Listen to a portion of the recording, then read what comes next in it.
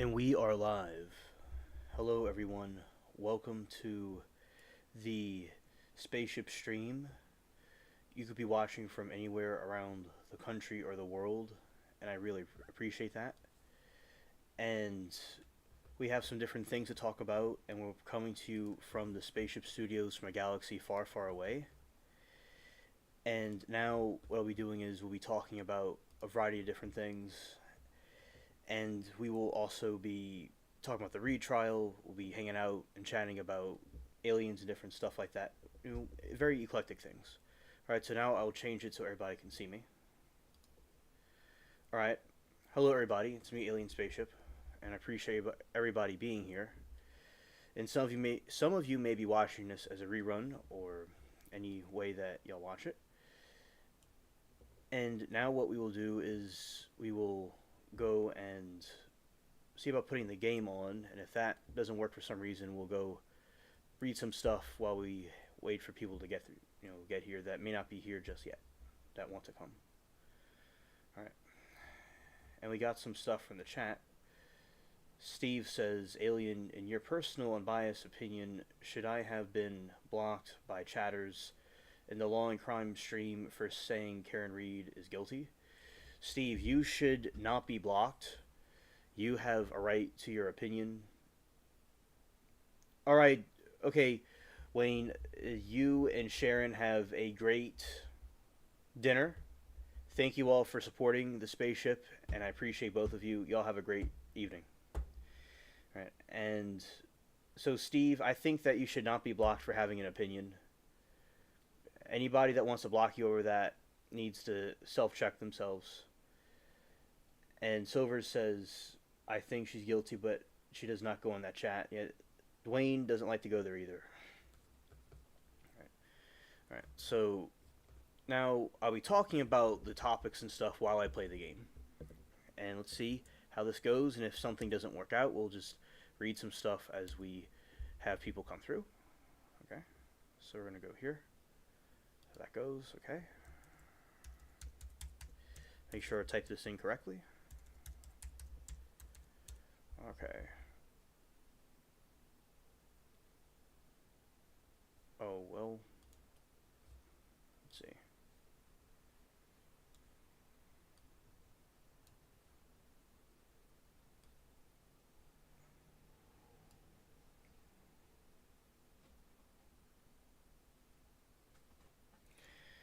Hello there, Silver. Good to see you. Right there. Alright, well, to my surprise, the game needed updates, and I do it on the stream. It's going to cause the stream to not work so well. It would cause an issue with the connection. So I should have done that beforehand, but it was just recently updated. So I'm going to have to just read some stuff then. Alright, so here we go here. Alright.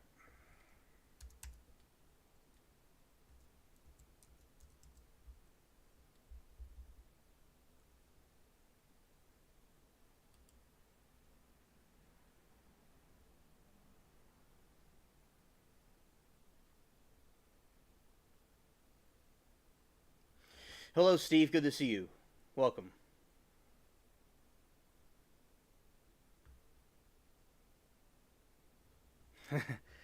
Right.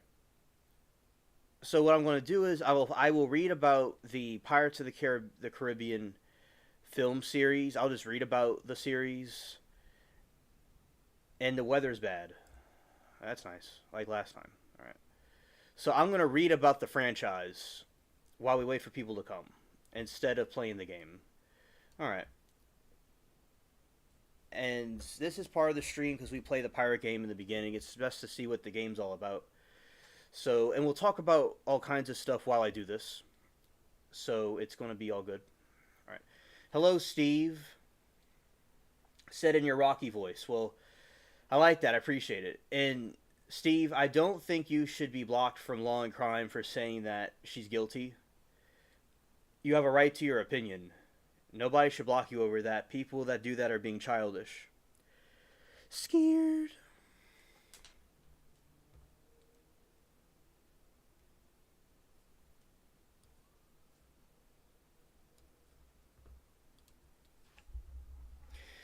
Pirates of the Caribbean is an American fantasy supernatural swashbuckler film series produced by Jerry Buckheimer and based on Walt Disney's theme park attraction of the same name. The film series serves as a major component of the Tootler Media franchise. The film's plots are set primarily in the Caribbean, based on fictionalized versions of the golden age of piracy, which was from 1650 to 1726, while also leading the range of mid 1700s setting. Directors of the series include Gore Verbinski. Exactly, Steve. You said the right thing. Exactly. Okay, Danielle, I understand. I got your message from before, and you enjoy watching that. All right. So, Danielle, thank you for telling us hello. All right. So the directors were Gore Verbinski, Rob Marshall, Joachim Runing, Espen Sandberg. The series is primarily written by Ted Elliott, Terry Rossio. Other writers include Straut Betty, Jay Wolpert, and Jeffrey Nathanson.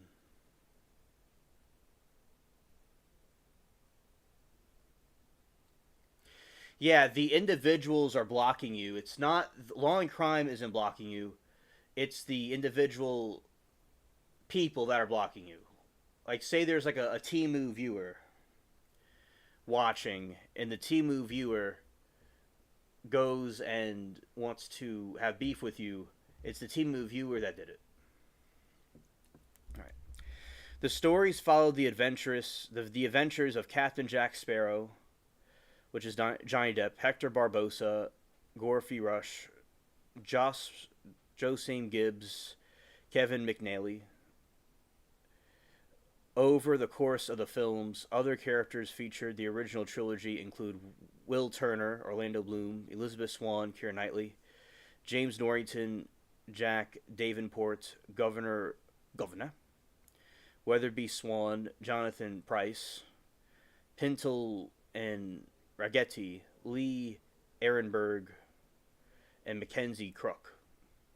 Maddie Martin, Kelba, Cotton, David Bailey, Mortog Mulroy, and Angus Barrett.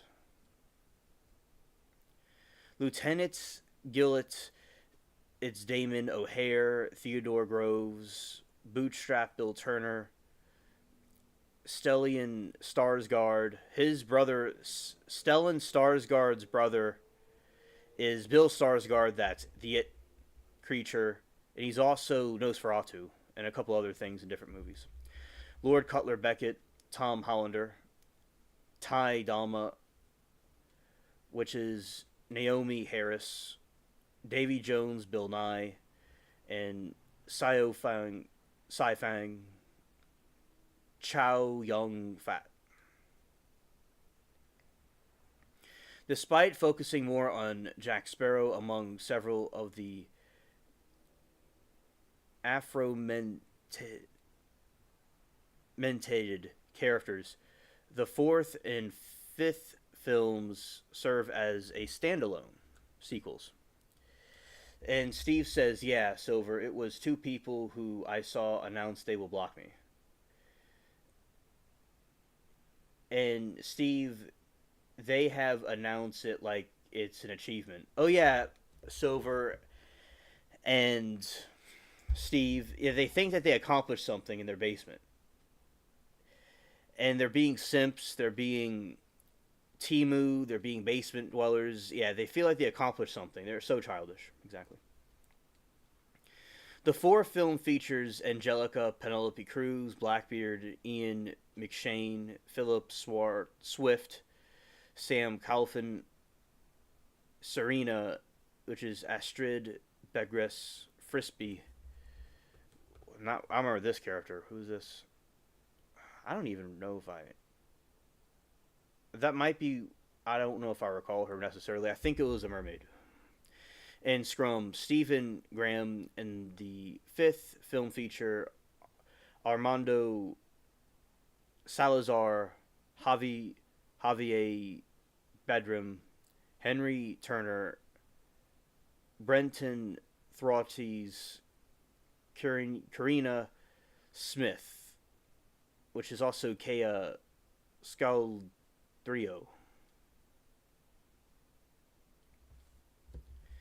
Right, and also, Steve, you have a right to your opinion if you believe she's guilty. There, it's not like, say, like in communism, they don't have, people can't have like a free opinion, and over there they don't want you to have a free opinion.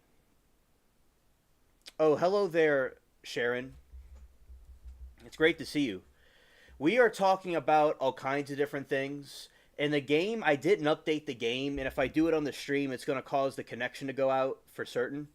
So I'm just reading about the film series the game was based off of while we chat about stuff. And then a little bit later, we'll get into the other, so also some additional topics.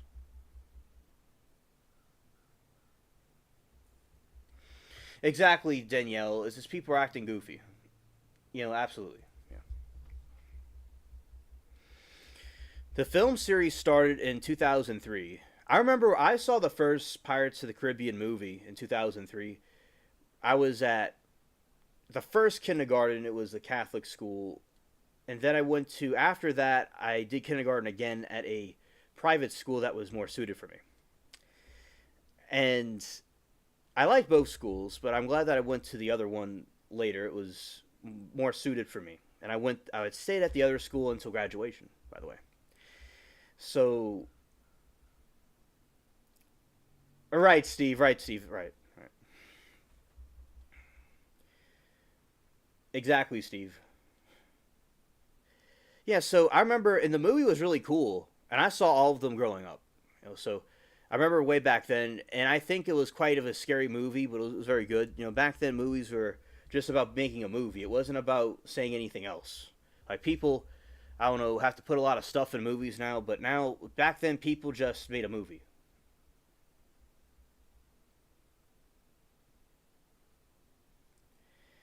Hello, Caraville. Good to see you, buddy.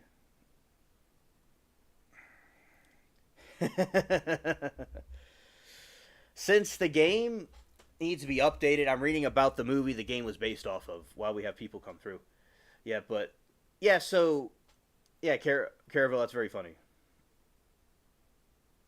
And then Steve said, "Everyone told me how bad the chat is, so I just wanted to see what would happen if I went there and said that." Ah, yeah, it's and you wouldn't even. It's like it's possible that even if you thought she was not guilty and you said she's guilty, you have a whole world of trouble. Yeah, shout out to you, Caraville. Good to see you, buddy. Yep. The film series started in 2003 with Pirates of the Caribbean: The Curse of the Black Pearl, which had a positive reception from the audience and film critics.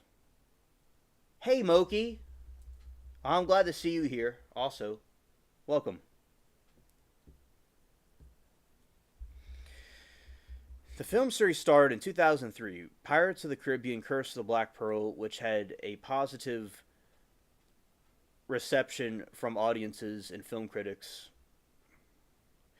It grossed 654 million worldwide. After the first film series was a success, Walt Disney Pictures announced that a film series was in the works. The franchise's second film, subtitled Dead Man's Chest, was released in 2006 and broke the financial records worldwide. The day of its premiere, Dead Man's Chest became the top grossing movie of 2006 with almost 1.1 billion at the world box office. The third film in the series, subtitled At World's End, followed in 2007, earning 960 million. Disney released a fourth film subtitled On Stranger Tides in 2011.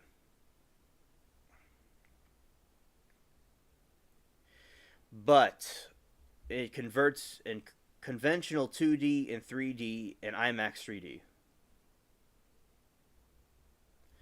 And Moki has a question. Let's see what's going on. Asked me to run down why I think Karen Reed is guilty, if you don't mind, if she shows up, of course. Moki, feel free to do that. This is what this place is for. Or to have an open discussion about whatever. While I do this and these different topics, y'all just go and talk as you please about this, because we're talking about all kinds of things. And yeah, go for it, Moki. And I want you to do that because a lot of people. Now, the other day I did a live stream. It was too late for not yesterday, but a couple of nights ago. It was Wednesday. It was too late for you to come, but we were talking about it, and I made the position about why she may be guilty, which of course you think she's certainly guilty. I'm not denying that. And it was an interesting discussion. So you being here is very important to make your case why she is guilty. Like GSI 8 and I were talking about it, and as I said, I'm still open to either side to see what the truth is. But it's been an interesting discussion. Yeah, tell Caraville. Yeah, he thinks that she is innocent. Go for it. On Stranger Tides, succeeded in also grossing more than 1 billion, becoming the second film in the franchise, second film of the franchise, and only 8 film in history to do this at the time of release. A fifth film subtitled Dead Man Tell No Tales was released in 2017,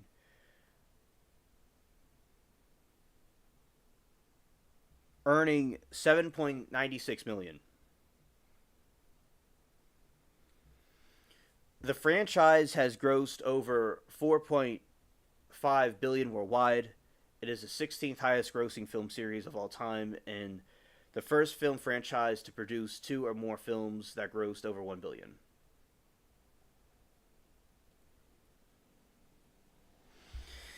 Now, Moki, if you don't mind, now I know that isn't here at the moment. If you don't mind repeating it twice, or how about Caraville can say why he thinks she's innocent, and then you could debate him about it. You could do it now since there's people here, but since the other one isn't here yet, if you don't mind repeating yourself twice, go for it. But you could debate Caraville right now about it. It won't be the same exact discussion when comes in. So yeah, you could go say some of your case now to Caraville. He'll be interested to know.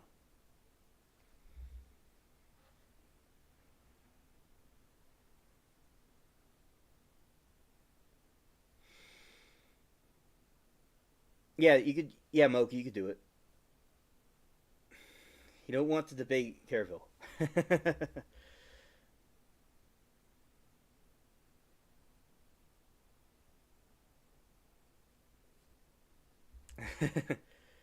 So far, I have only predicted one verdict wrong, and that was the ice cream truck killer. Okay. Caraville says, still not sure how the convicted a guy who had been shot 6 times, both arms injured, and claim he took a pump action shotgun and shot 6 armed people in a house party alone.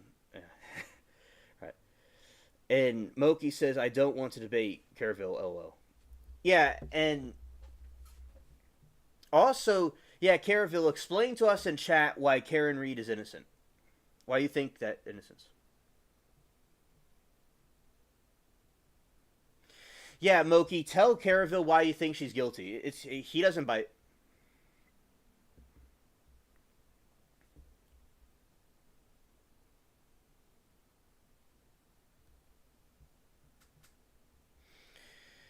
Pirates of the Caribbean: The Curse of the Black Pearl, 2003. Blacksmith Will Turner teams up with eccentric pirate Captain Jack Sparrow to save Turner's love, Elizabeth Swann, from cursed pirates led by Jack's mutinous former first mate, Hector Barbosa. Jack wants revenge against Barbosa, who left him stranded on an island before stealing his ship, the Black Pearl, along with 882 pieces of cursed Aztec gold. All right. Scared.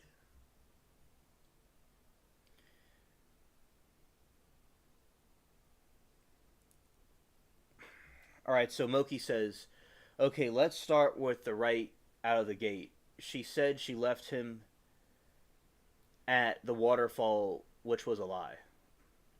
And Caravel says, he's interested to see what she has to say. Caravel says, well, I think you are wrong based on the evidence I see. I adore and respect your opinion and will listen to your thoughts. Caravel, I promise I can always agree to disagree, love. Hey, Cecil, good to see you, buddy. And Danielle says, okay, well, this is my opinion. KR, if anybody has a drinking or not, goes and hits someone, this person would not drive away. 2 marks on his arm look like bite marks, maybe a dog. I agree, it looks like a dog bite. Yeah. Because you have to, the burden of proof has to be there. Also, it doesn't mean someone's guilty or innocent. Like in a legal sense, the burden of proof isn't there. In my opinion. But yeah, Moki could tell chat why she thinks that, innocent starters, and as the night goes on, we could watch as this goes. All right. And I'll make some points from the side that's saying she's guilty also. All right. Pirates of the Caribbean 2006. Lord Cutler Beckett of the East India Trading Company arrests Will and Elizabeth for aiding Captain Jack Sparrow in the previous film. Beckett offers clemency if Will agrees to search for Jack's compass and a bid and find Dead Man's chest inside the heart of the villainous Davy Jones, which would give Beckett control of the seas. However, Jack wants the chest to escape from unpaid debt with Jones, who made Jack captain of the Black Pearl for 13 years in exchange for 100 years of service aboard Jones's ship. Flying Dutchman, Jack's debt complicated by both Will Turner and Elizabeth Swan, who follow him out to the sea.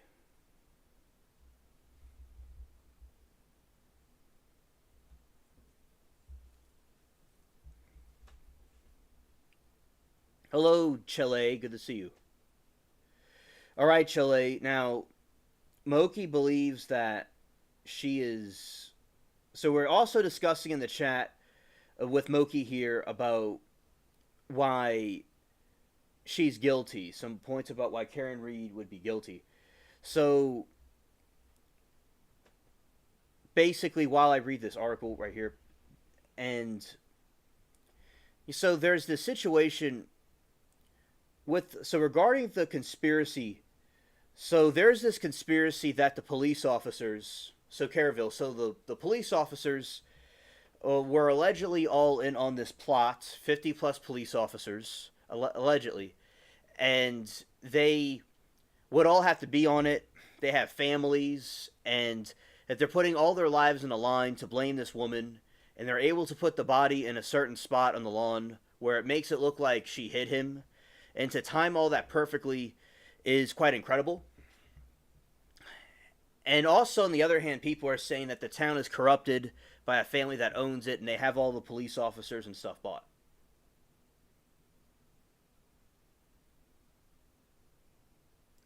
So that is a position why the conspiracy theory isn't true. Hello, Lauren. Great to see you. All right. And before I go back to the article, I will say, all right, she called her parents 3 times after she left the scene. What adult calls her parents at 1 in the morning, 4 in the morning, etc., unless it's a serious emergency? Careful says, I can show you text messages from my ex of mine that would make Karen Reed look like a saint in comparison. Moki says, she woke up John's 13-year-old to call Jen at like 5 in the morning, which is totally cracked. Most people would assume he was sleeping it off somewhere. You never watched the first one. Yeah, Lauren, it's a clown show, and a lot of people are fighting each other in the chats about it. All right.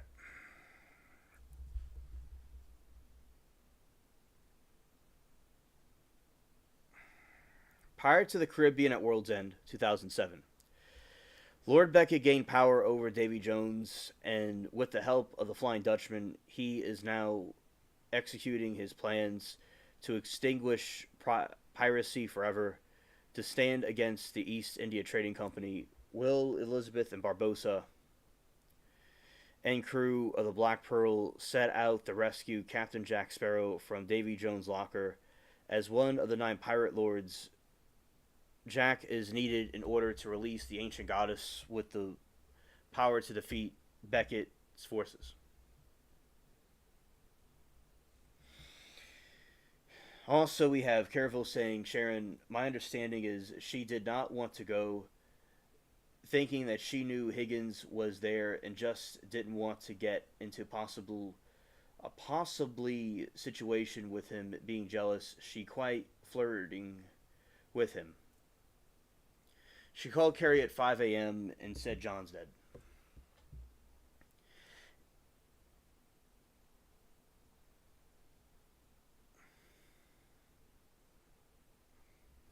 Pirates of the Caribbean on Stranger Tides 2011. Captain Jack Sparrow is on a quest to find the fabled Fountain of Youth and crosses paths with former lover Angelica. She forces Jack aboard the Queen Anne's Revenge, a ship captained by the infamous pirate Blackbeard, Angelica's father. Both are also in search of the fountain. Angelica, to save her father's soul, Blackbeard escape a prophecy of his demise at the hands of a one-legged man. Joining the hunt is former pirate Captain Barbossa, now a privateer in King George II's navy, who is the race against the Spanish Fountain of Youth.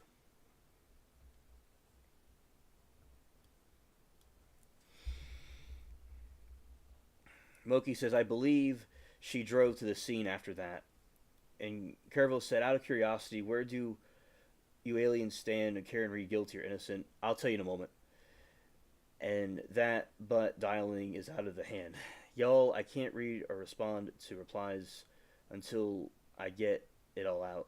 Okay, Moki, understood. Hello, Five Cats. Good to see you.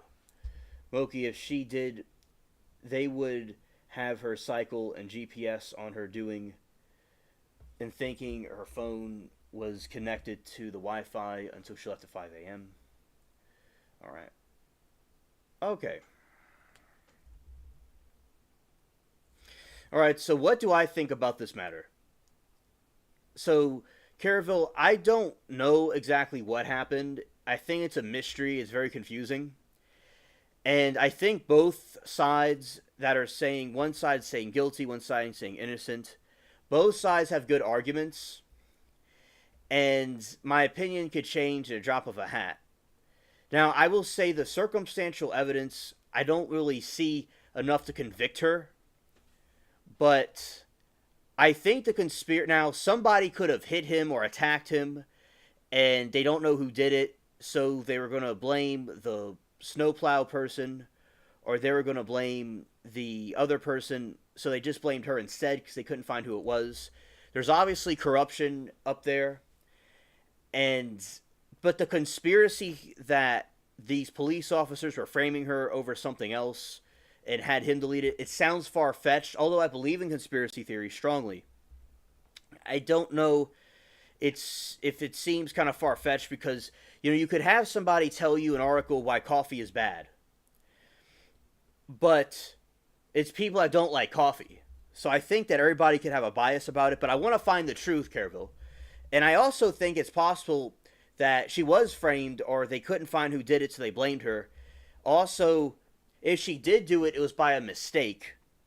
But if she did do it, she did very good at hiding it and making it look like she didn't do it. So, I think she could have done it by mistake. She could have hit him by mistake. And she didn't remember it.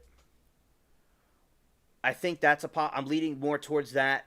But I also acknowledge that there's not a lot of evidence for that, and it could have been something else.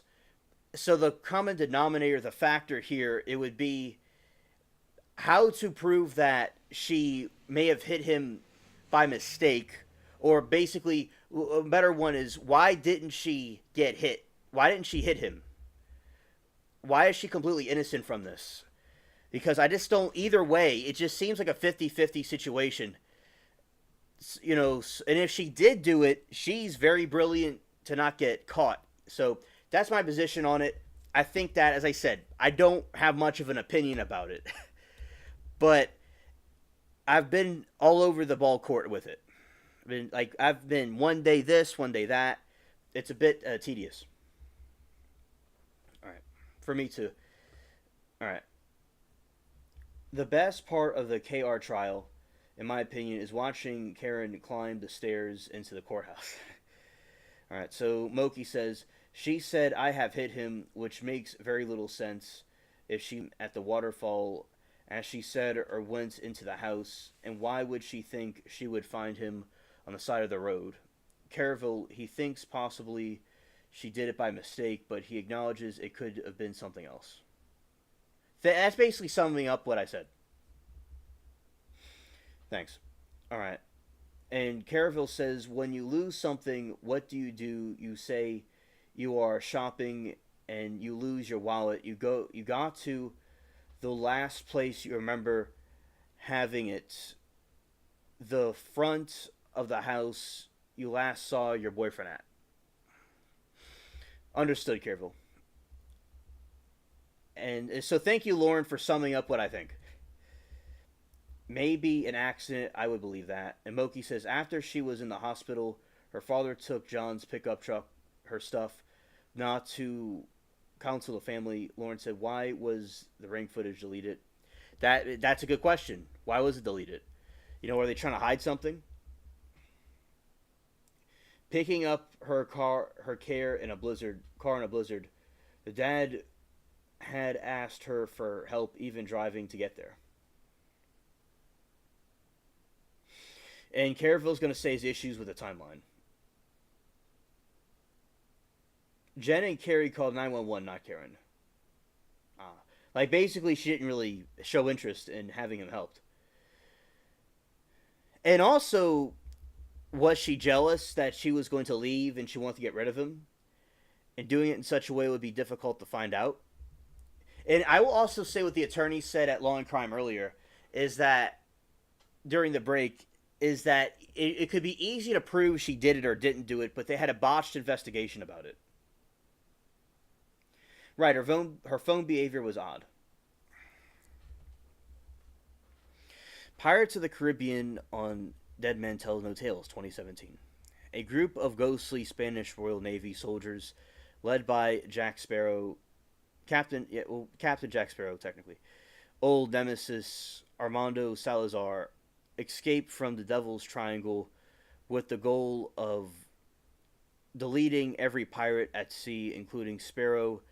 To survive, Sparrow seeks out the legendary Trident Poseidon, a powerful artifact whose owner can control the seas and break curses. The film was released in many countries as Pirates of the Caribbean: Salazar's Revenge.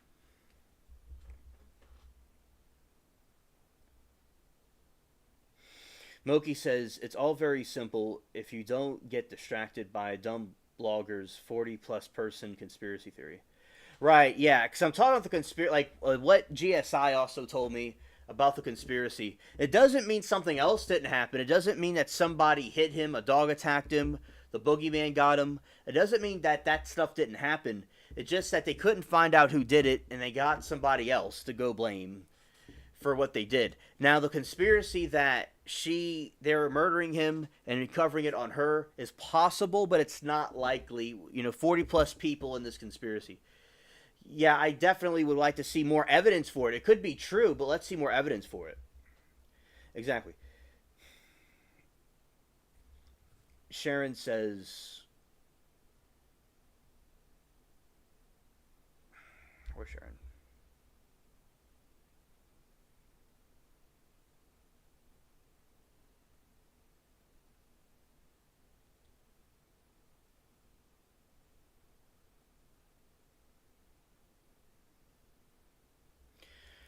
People, I'm trying to see where Sharon is exactly.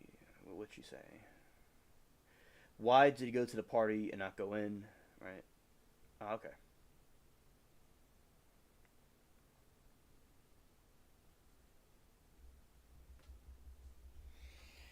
I think he got out of the car and was trying to get back in while she was pulling away, and Joe slipped.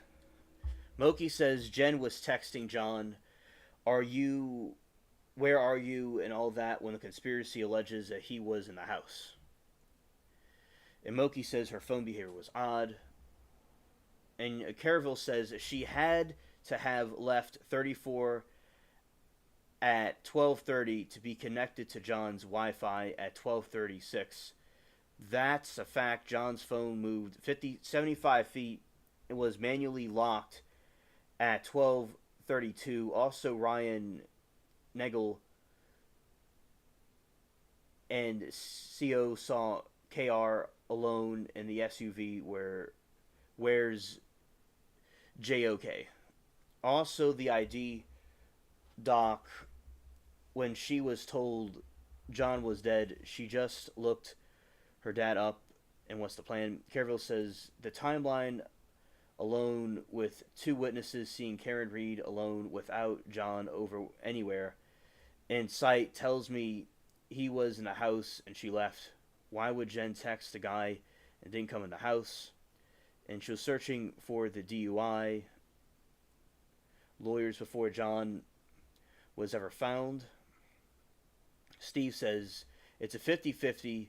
If there is any Doug, she had been found not guilty. It's better to let a guilty person walk free than imprison someone innocent person. Moki says, okay, I think I'm done now to read back through y'all's comments. If there's any doubt, oh no, none of this discounts Canton cops have a corruption problem. Oh yes, there is a corruption problem, Moki. And also that I think that people are upset about this, and I think it's wrong where they may have butchered the investigation with Karen Reed. They butchered the investigation. If she's guilty or innocent with a butchered investigation, I mean, it should be, scrapped. Because they didn't, there's clearly corruption. Moki, I didn't know she searched for a DUI lawyer before they found him. Yeah, she's finding a DUI lawyer before she found him. That's very suspicious. Like it was premeditated. I don't know, but never made it to the house, and KR had him before. All right. Hello, Eugene. Good to see you, buddy. Proctor fired. Tully punished with 6-day loss of the pay, resigned to different job, etc.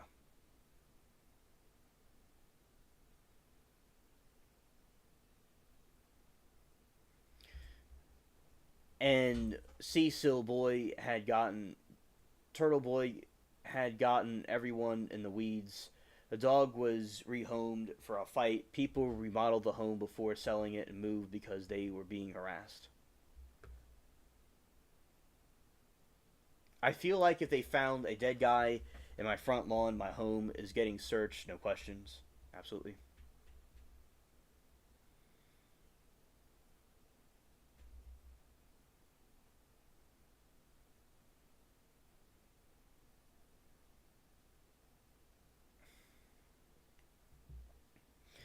Oh no, Miranda. I am so... Oh no, that is terrible. About the cat being missing. Yes, prayers that your cat comes back.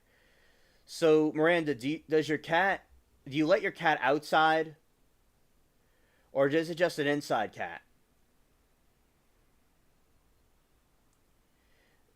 Because maybe it'll come back. I believe it'll come back either way, but, do you let your cat outside or did it get outside by itself? Yeah, you gotta watch them. You gotta watch them. Yeah, prayers for your cat, Miranda. I hope that it comes back soon. And I believe, Miranda, your cat will return. All right? I have faith that it will happen.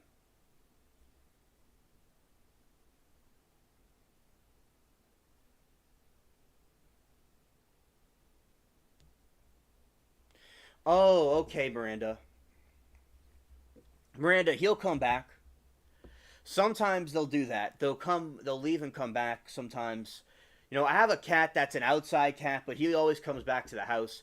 Oh yeah, Miranda, prayers for you that you find that your cat comes back home. And that is just terrible. And I'm sure you have a lot of anxiety about it, and have been hurt all day about it.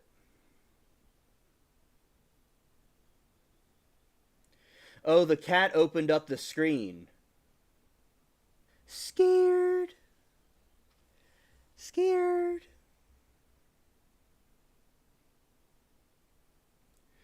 Rebecca said, "Oh, hello, Rebecca. Good to see you, pal."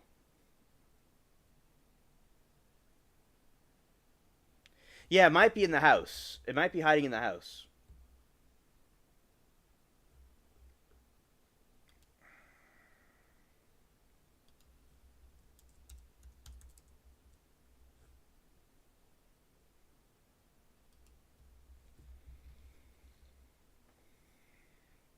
Yeah, he'll come back.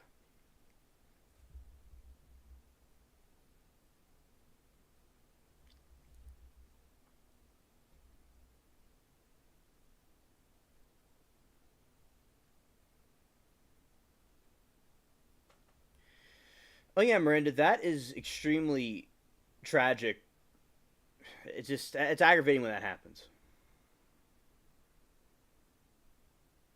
Yeah, Miranda, sometimes the cats like to hide. Like sometimes even Bubbles, I don't always know where he is, but he hides and he comes back out.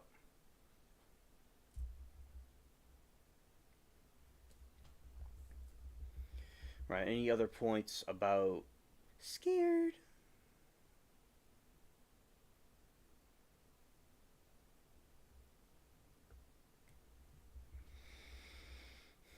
The untitled sixth film TBA.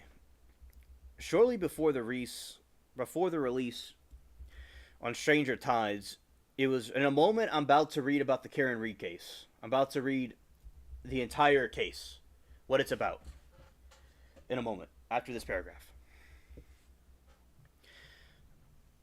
Shortly before the release of Stranger Tides, it was reported that Disney was planning to shoot the film and the sixth film back to back, although immediately only the fifth installment was developed. By March 2017, director Joachim Rooning stated that Dead Men Tells No Tales was only the beginning of the final adventure, confirming that it would not be the last of the series. That September, producer Jerry Buckerheimer indicated that another Pirates of the Caribbean was still in development.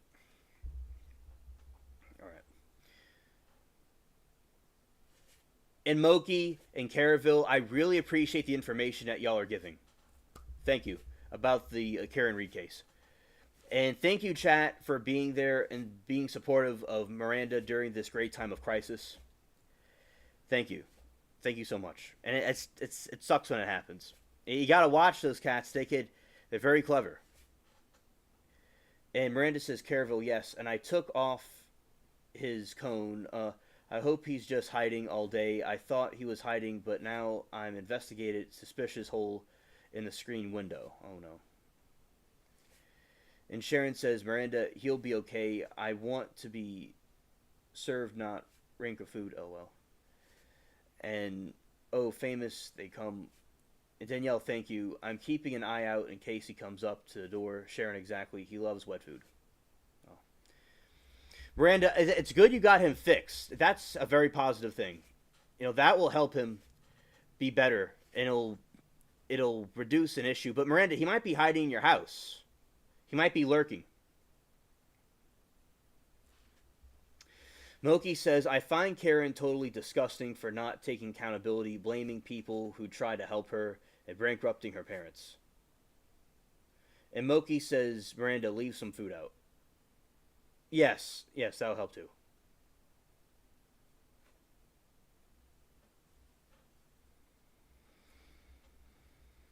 In October the same year, Kea Scaldario stated that she was contractually signed to return to the sixth film. Rooning was reportedly set to direct the film in October 2019. Disney announced Craig Mazin and Ted Elliott would write Pirates of the Caribbean 6. On May 2020, but Buckenheimer to commented that the first draft of the screenplay for the sixth film would soon be finished. On April 2022, director of his defamation trial against his ex-wife Amber Heard, Depp stated that he had no intention of returning to the franchise, citing that the strained relationship with Disney after they had removed him from the franchise before the verdict was reached in the case. Now, I will say that Johnny Depp recently stated that he will be returning to the six Pirates of the Caribbean.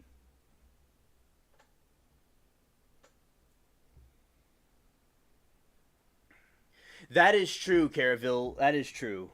Caraville says, food will attract other animals. Not a good idea. Litter box is better, or just like your shirt or blanket with your scent on it. Oh yeah, because basically with when you leave food out, it'll attract raccoons and possums and whatever else you have over there. You probably have some other critters out there too. So yeah, leaving the food out. Now, Miranda, if you watch the food while it's out, that's okay. But if you leave food out, other animals will come. But leaving something with your scent on it would be better, I think. Yeah, Caraville, that is very good advice. Yeah, Amber Turd.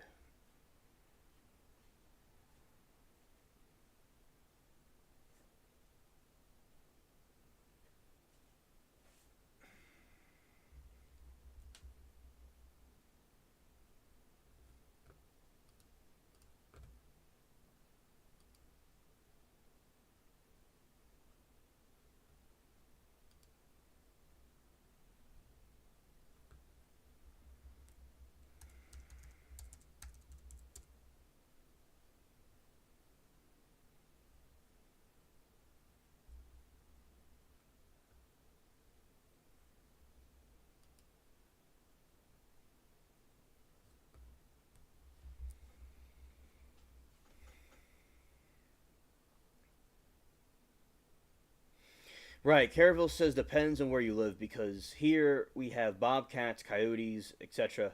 So food would put them in danger versus litter box, which will lead them, but not other animals.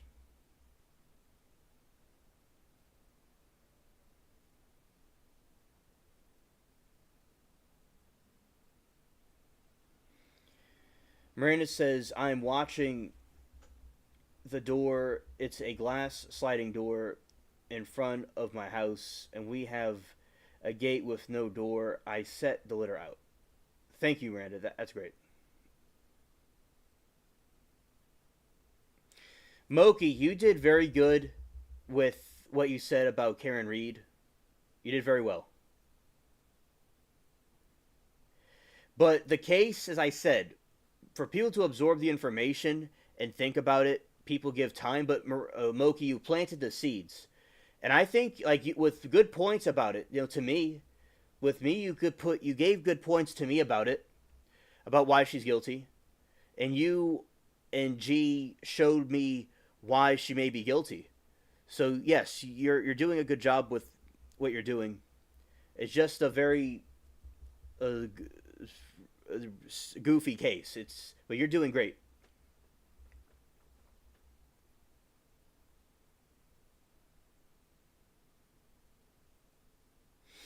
Yeah, so Miranda, if you think that it's okay to put food out, you can put food out, but also other animals might try to come, like what Caraville said. Putting a litter box or some sort of a scent would be good too. Hello, Aaron. It's great to see you. Hello, friends. And also, Caraville says, Moki, I love the way you think, but sorry, didn't sway me. I am too hardlined in data that cannot be manipulated, which is phone records, Wi-Fi connections, an eyewitness, and not to McCulber.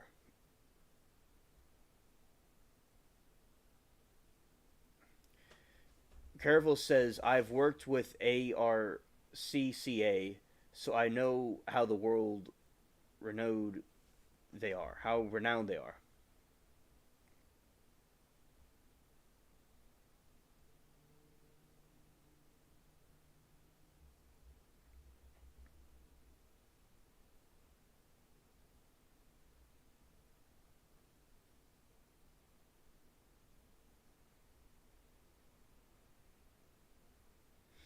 All right, very excellent discussion, chat. Very excellent discussion.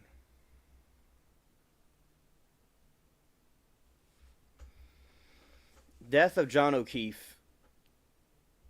In early morning hours of January 29, 2022, Boston Police Department officer John O'Keefe was found deleted outside the home of Boston police officer Brian Albert in Canton, Massachusetts, by his girlfriend. Karen Reed had dropped O'Keefe off at the Albert residence the night before, and he had not heard from him since. Reed was subsequently arrested and charged with second-degree murder, manslaughter, motor vehicle homicide, and leaving the scene of a deadly crash. Prosecutors alleged that Reed hit O'Keefe with her SUV and left the scene.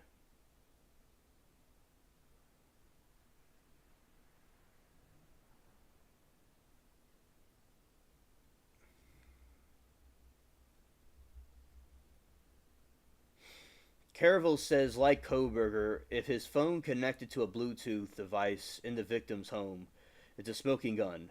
He would have to be within 30 feet. Well, that's very cool.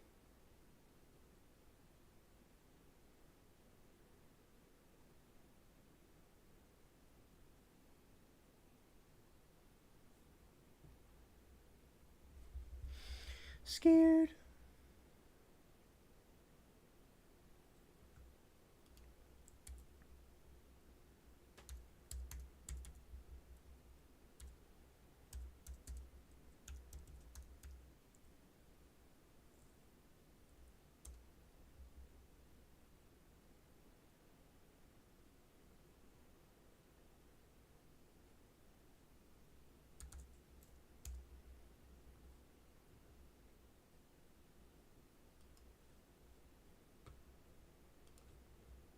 All right.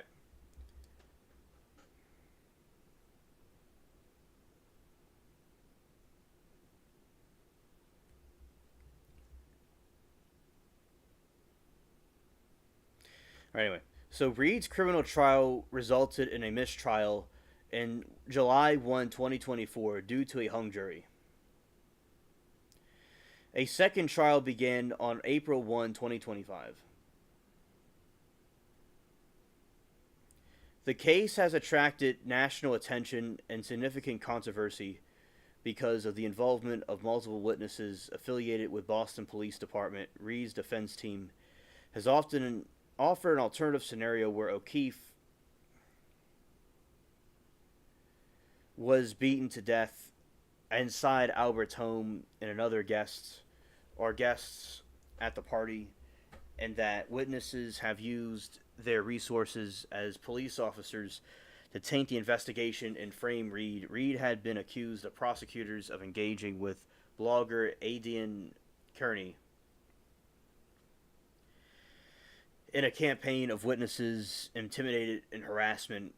Kearney currently faces 20 counts of indictment. Let's see.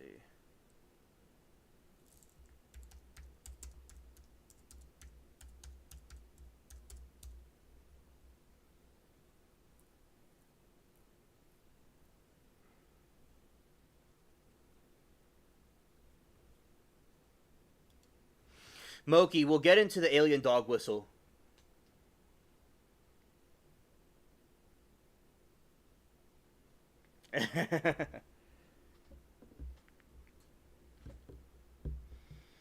Yeah, so we'll also be talking about the alien dog whistle in a moment also. And that's something that Moki brought up. We'll do that one too.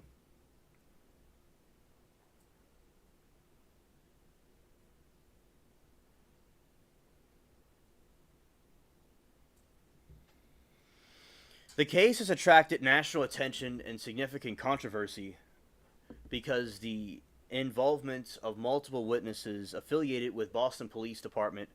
Reed's defense team has offered alternative scenarios of O'Keefe's death, of a beating to death inside Albert's home by another guest or guests at a party. That witness used their resources as police officers to taint investigation and frame Reed, and Reed has been accused by prosecutors of engaging with blogger Aidan Kearney to campaign of witness intimidation harassment. All right, Moki, we won't get into it without you. We'll wait for you to come back. Background: John O'Keefe III, nicknamed JJ, or Johnny, born December 8, 1975, grew up in Braintree, Massachusetts, and graduate of Braintree High School and Northeastern University. He also earned a master's degree in criminal justice from Mass Lowell, and had lived in Canton since 2014, where he was raising his niece and nephew following his sister and brother-in-law's deletion. O'Keefe was a 16-year-old veteran of Boston Police Department.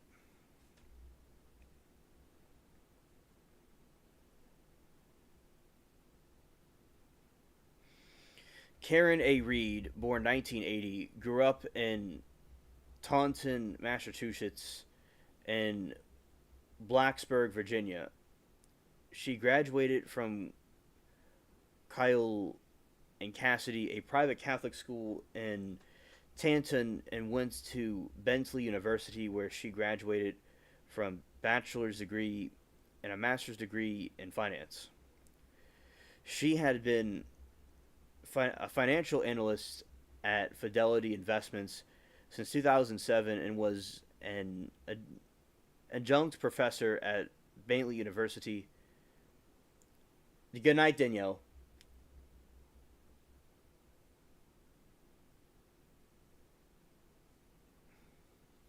Reed lived in Mansfield at the time of O'Keefe's death. O'Keefe and Reed began dating in 2020.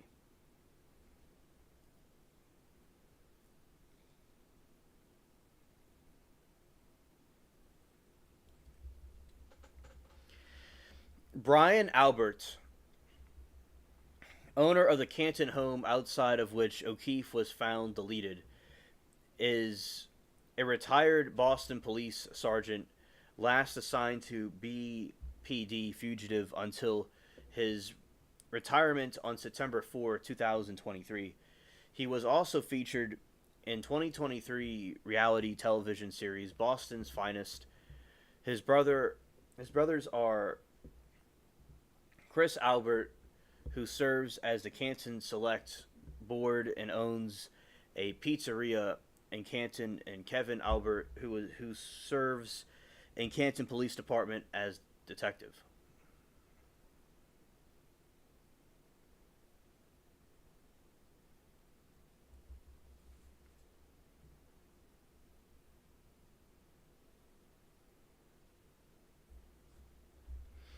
Hello, Matt.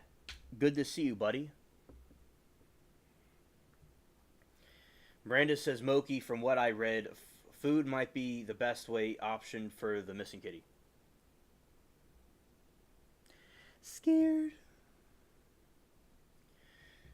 Cecil, I haven't seen Remy. I saw her a couple of days ago, but she's not been really active.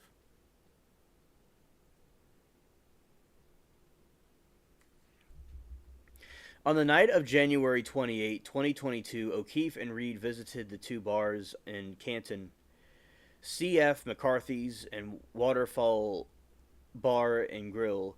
At the second bar, they met up with several acquaintances, including fellow police officer Brian Albert, shortly after midnight. About Albert inviting a group of people, including a couple, back to his home on Fairview Road in Canton.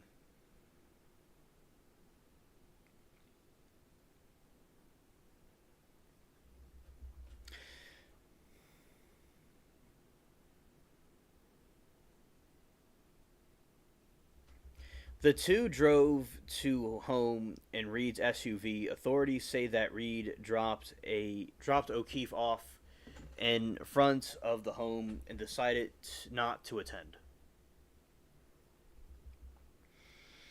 A storm hit Canton in early morning on January 29. Reed reported that when she woke up the next day, O'Keefe had not returned home. Reed attempted to call O'Keefe several times shortly after allegedly dropping him off while driving back to O'Keefe's residence, and after she arrived there before Reed went to bed on his couch.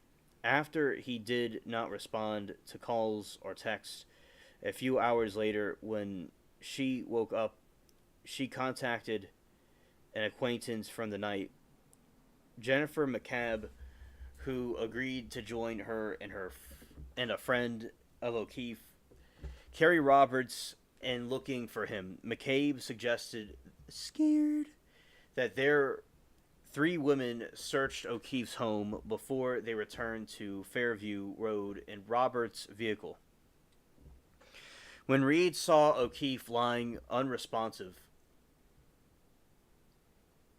in the snow, Reed, excited, exited the car and began CPR. McCabe called 911 at approximately 6:04 a.m. Canton Police, Fire, and EMS responded to the scene.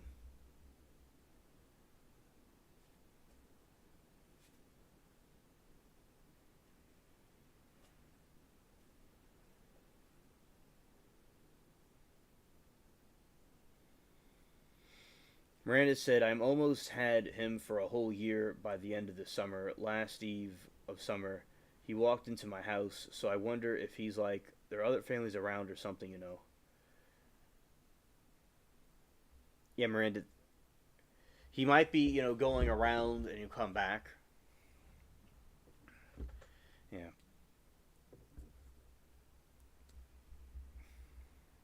Miranda says, Cecil and Sharon, yes, my mom found a neighborhood cat and we all shared her this week. This was years ago and we couldn't keep her because her main family said no, and we respected that. She hoped the house to house. Hopped house to house. Yeah, the cat is enjoying himself at a buffet. Reed states that it is more plausible that O'Keefe was beaten or attacked inside the home. His body was then left outside, and pieces of her tail light were planted on the front lawn as evidence. However, there are 11 witnesses statements from police officers and their friends that say O'Keefe allegedly never entered the home. Scared.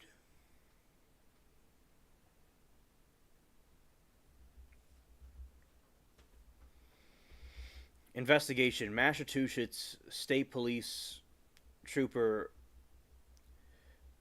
Michael D. Proctor of Norfolk State Police Detective until Unit was led investigators for this case. He produced a series of written reports to Detective Lieutenant Brian P. Tully of the Massachusetts State Police.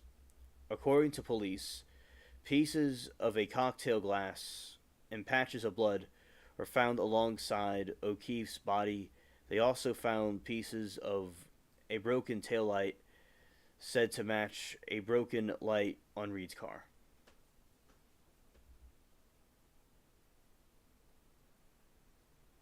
Yeah, it should be Matt's Massachusetts.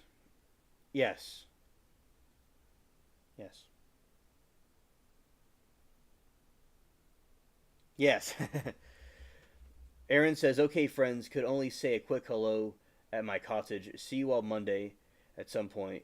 And a free Karen Reed. Hashtag free Karen Reed from Aaron. Okay, Karen. Oh. Okay, Aaron. See you on Monday. Thank you for telling us hello.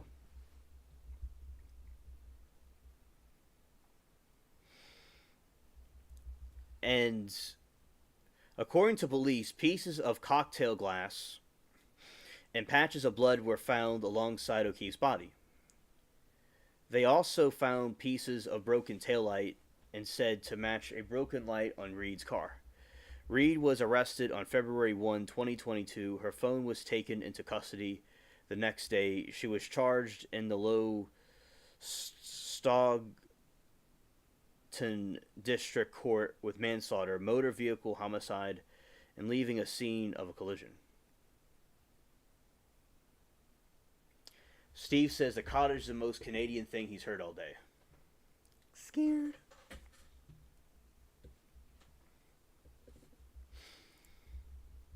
Yeah, scared. Yeah, you need to go to Canada someday. You need to say, hey, there's robots to build in Canada, and they'll send you up there. Or you could go yourself. It's lightning. If the power goes out, chat, it could happen. So weather's being quite bad right now. Just everybody just be aware. Power could go out. Anyway. Reed was arrested on February 1, 2000. I was about to say 2002, but it's 2022. Her phone was taken into custody the next day. She was charged in the lower Stockton District Court with manslaughter, motor vehicle homicide, and leaving the scene of a collision.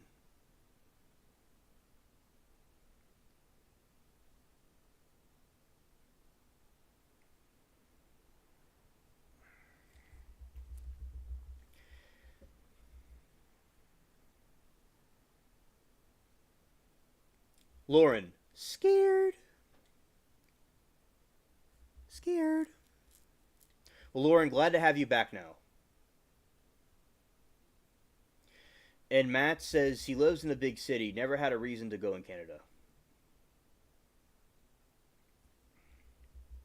Well, Matt, there's all kinds of forests and stuff you could see. There's forests to see. There's places to go. And there's cottage people that you could hang out with.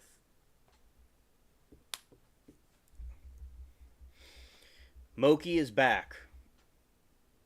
Moki says, I'm back. Open a can of soft food outside so he can hear it, and shake a bag of treats there if you have them. I don't... Joyce has not come in here yet. Or if she's lurking, she hasn't made herself known.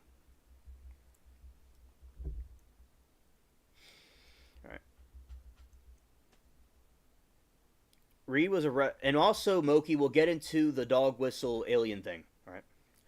Reed was arrested on February 1, 2022. Her phone was taken into custody. Next day, she was charged in the lower Stockton District Court with manslaughter, motor vehicle homicide, and leaving the scene of the collision. Yeah, in Tasman. I thought of Tasman earlier.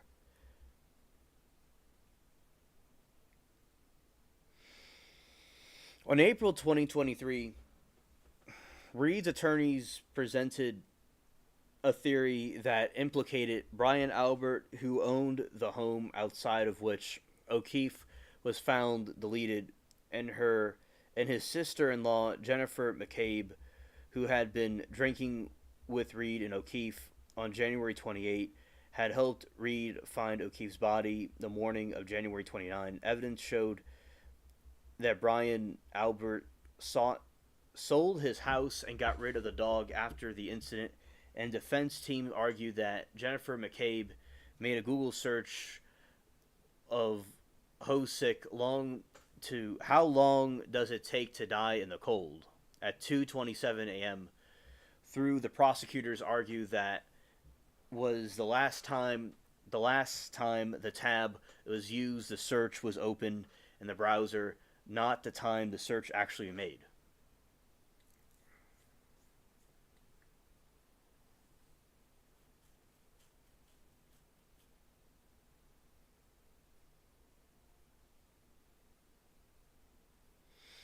Lauren says, it's almost impossible to communicate with friendly faces during the lives. 52K deep is wild.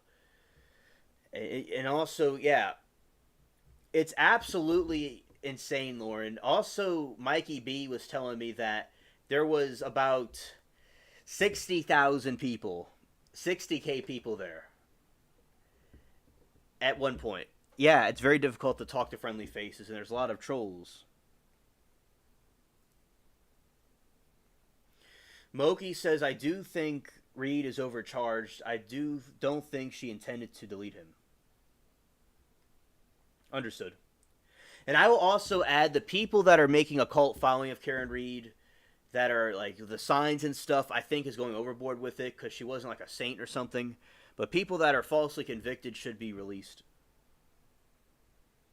Team American reference.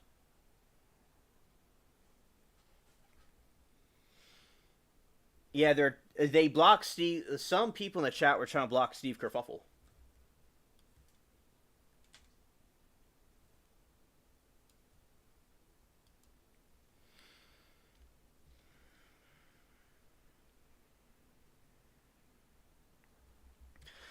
In January 2024, letters between the General Counsel and the Department of Justice in Norfolk District, Attorney Michael W. Morrissey, were released confirming a federal investigation was mounted in the Norfolk District Attorney's Office. In March 2024, Massachusetts, which it should be Massachusetts, State Police launched an internal investigation into the lead investigators in the case, Trooper Michael Proctor, due to potential violation of department policy. Scared. On March 19, 2025, Michael Proctor was terminated and dishonorably discharged by Massachusetts State Police due to actions through the course of investigations into the case.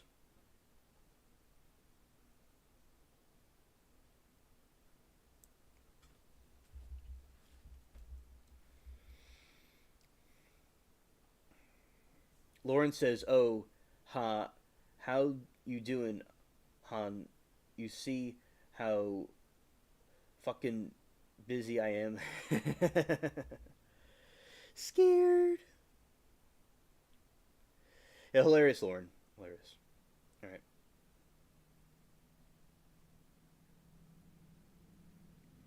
Moki says Karen Reed would not spit on them if they were on fire, yet they give her money. It's so nuts. Karen asked Jen to Google it. I get why they would Google it. Hilarious. Hilarious, Steve.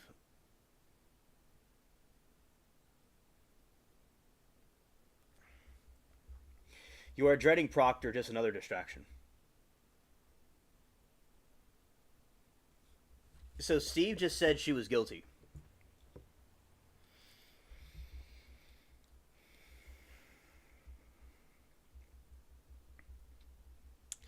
In March 2024, Massachusetts State Police launched an international investigation into the lead investigator in the case, Trooper Michael Proctor, due to the potential violation of the department policy. On March 2025, Michael Proctor was terminated and dishonorably discharged by Massachusetts State Police due to actions taken through the course of investigations into this case. Yeah, Steve. If you don't confine to like what they think is true, they'll go ape shit. Yeah, Steve is stirring the pot. That's hilarious, Steve. I'm glad that you were able to do that, and you probably got some entertainment out of that.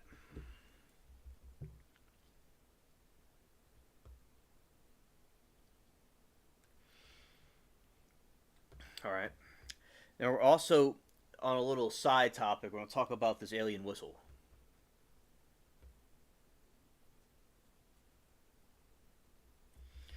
Midget shoefits. Scared.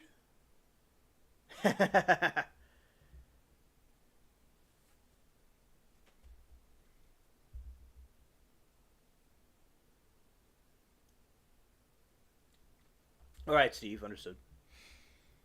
Cecil says Moki, does the discrepancy of the stamp moving from 2 to the morning until 6 mean anything to you? All right, I'm back.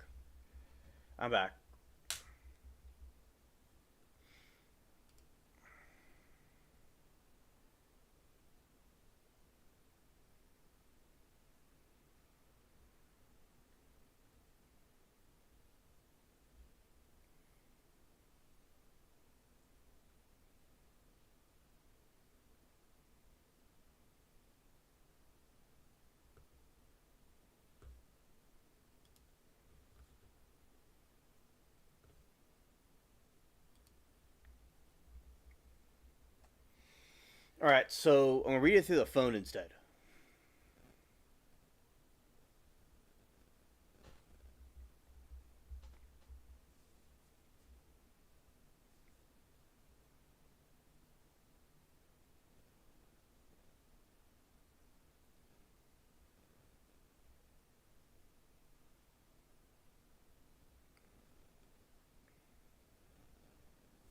All right. So here we go. We're going to see the alien dog whistle.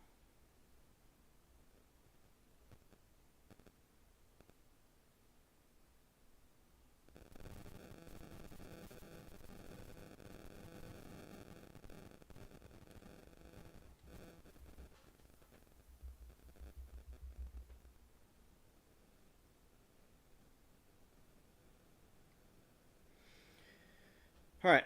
So Skywatcher video of summoned UFOs coming soon. Ross Coulthart.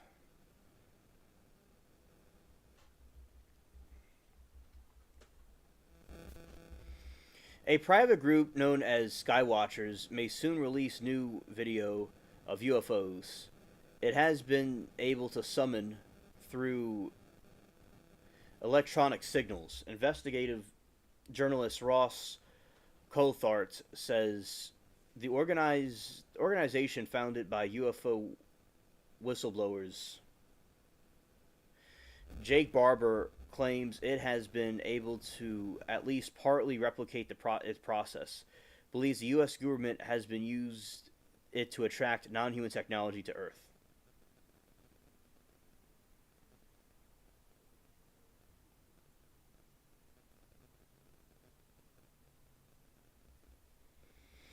It may be true, Moki.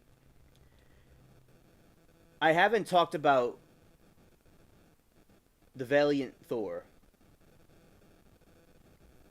I've talked about the God Thor, but not. I don't think the Thor you're speaking of. Well, we would talk about it after this, but yeah, Moki, yeah. Scared. The organization,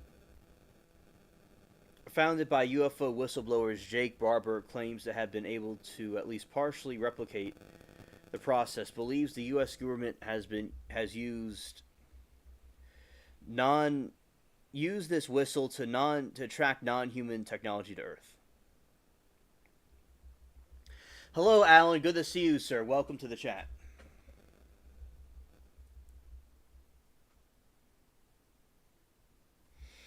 Skywatcher has a secret location known as the Range, where it uses signaling system that Coulthart describes as electrical magnetical dog whistle. Skywatcher video shows a range of UFOs that have been Cox Ross Coulthart.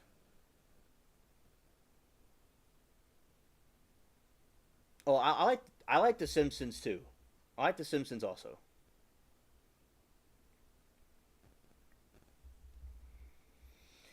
They say everyone every time they use the dog whistle, it's worked 100% of the time, summoning the phenomenon.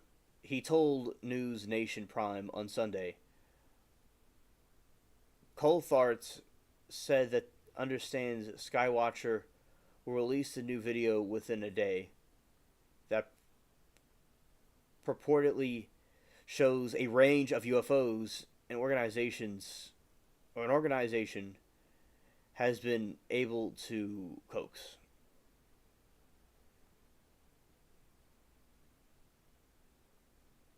Oh, thank you, Moki. I'll look it up. That sounds awesome.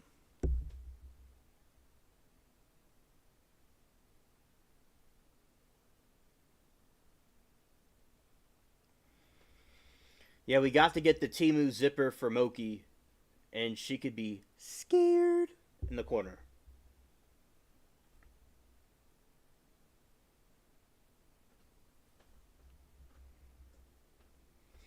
Quote, they claim to have been able to recover a video of 9 different spaceships. not spaceships, but they've been able to cover a video of 9 different shapes, not spaceships, but shapes. So they're able to uncover different shapes. Coulthard said, including jellyfish shape, object with tentacles. Yeah, so they're saying that they found some UFO type things that look like jellyfish. There's some theories that some of UFOs are the UFO itself is an organism. That's the theory about them.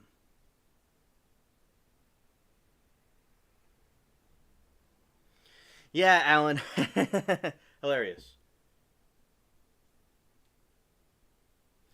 Yeah, because this alien dog whistle, they do the dog whistle and the aliens show up. It summons the aliens.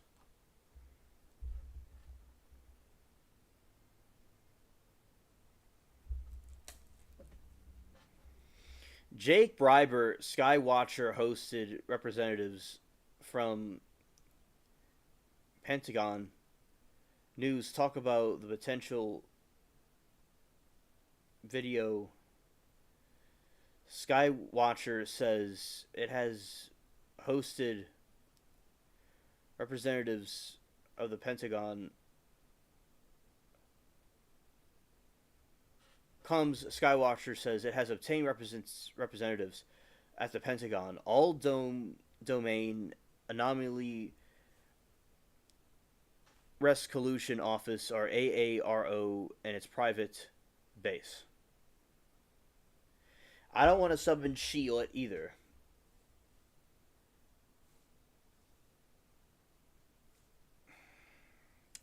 Scared.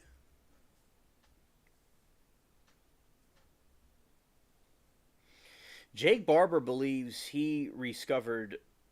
No, it says Jake Barber believes he recovered craft of non-human origin while working for a secret UFO retrieval program.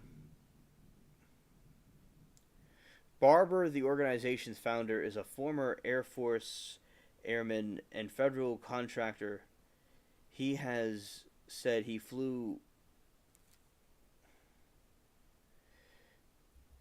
government mission. He retrieved federal contractor. He said he flew helicopters during the secret government missions to retrieve what may have been alien technology.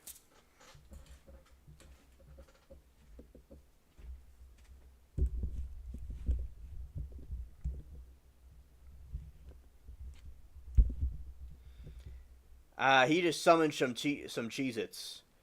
And Eugene summoned some pizza. And Moki summoned another beer. Scared.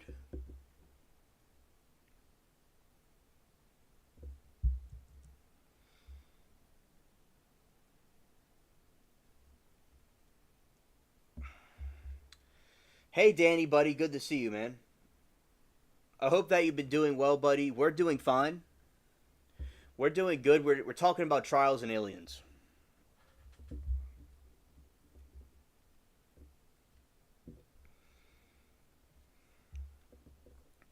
In one instance, he said he transported a white egg-shaped object the size of an SUV.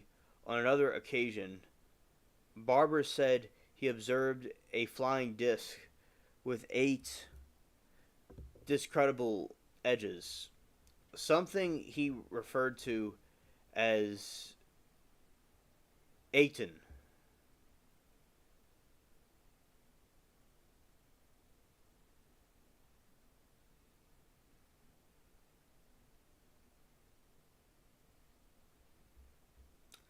All right, that is it for the alien whistle.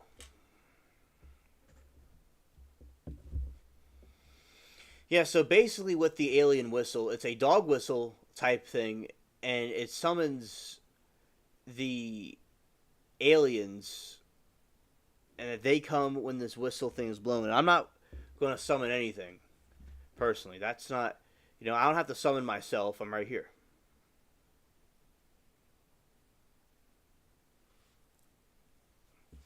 Do I think remote viewing is real? Let's do some research on this. I gave my opinion about it, Moki, in a moment.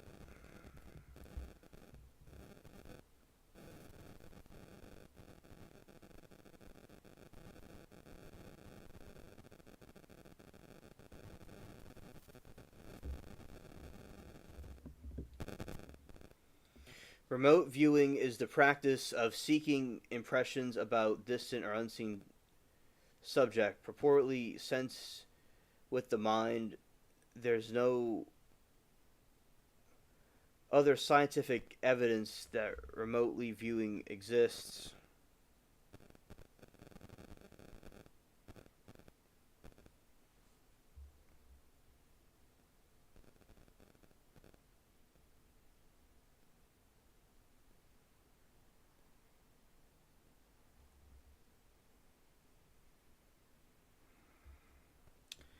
Alright, so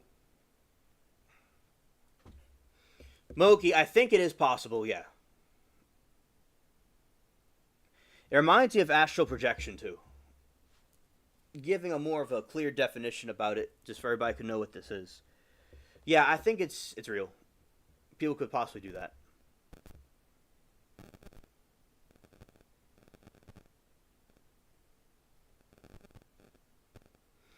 For example, a remote location viewer describes a location on another side of the world which had never visited. An object sealed a locked room happened long ago without being or told about what their target is.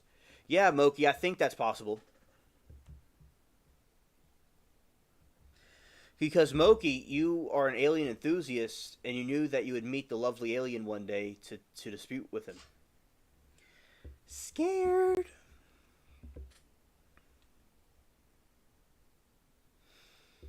And Moki, that is true. You are cool as Shield. That's true. Right. So the dog whistle. Well, Moki says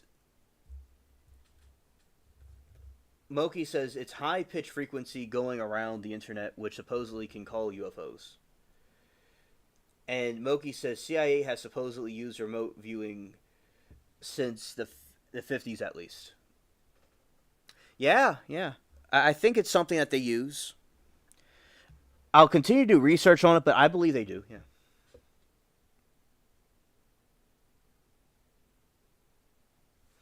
Scared.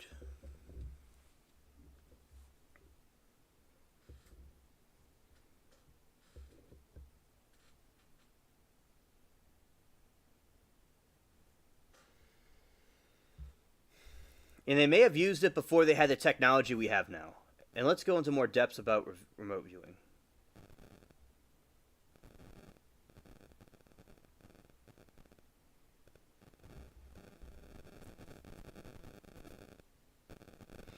Oh, it says right here, an evaluation of the remote viewing program from the CIA themselves.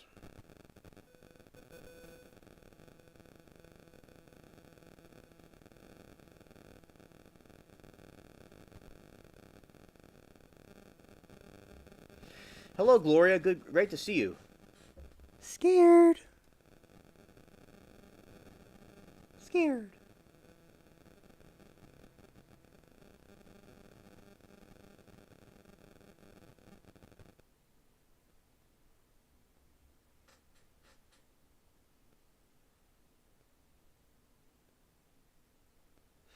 Moki, yeah, I see from the CIA's website they have the remote viewing program. An evaluation of the remote viewing program, research and operation of applications.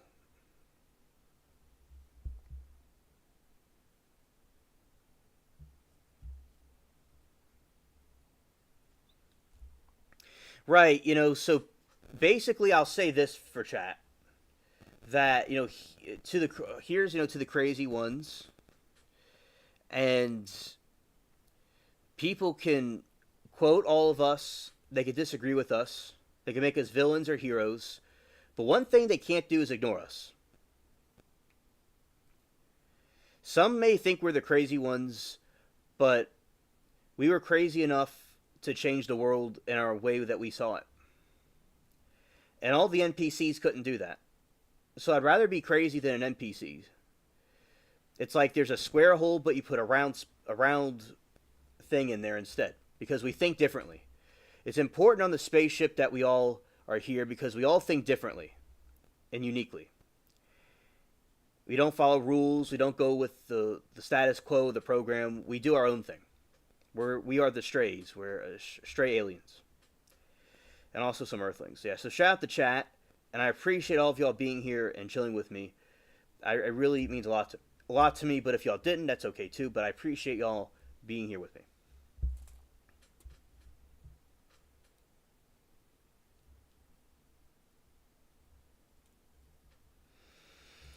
And people like us push the human race forward, I think. Because a lot of these conspiracy theories are seen as true. In the long run. So, I'd rather be this than anything else.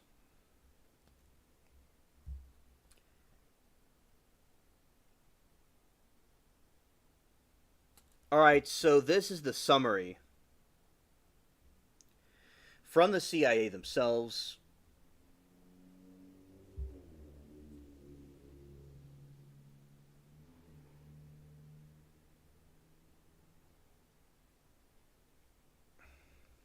Studies of paranormal phenomena have nearly always been associated with controversy, despite the controversy their nature existence. Many individuals... Oh, we'll talk about the NPCs versus one gorilla. We'll talk about it. Organizations continue to be interested in these phenomena. Intelligence community has no exception. Being in the 1970s, it has conducted program to intend to investigate an application of paranormal phenomenon. Remote, the ability to desire locations has not visited. Thank you, Lauren. You too.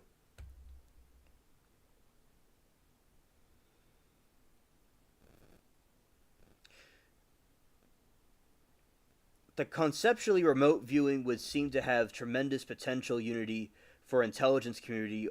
Accordingly, a 3-component program involving the research, opinions, and foreign assessment has placed some time into this, transforming this into a program. The new sponsoring organization with the intelligence community through the program review was initiated.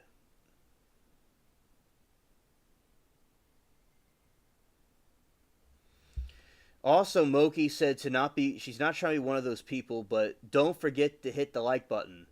Exactly, hit the like button for the alien. I appreciate every like. We'll get more aliens like us in here.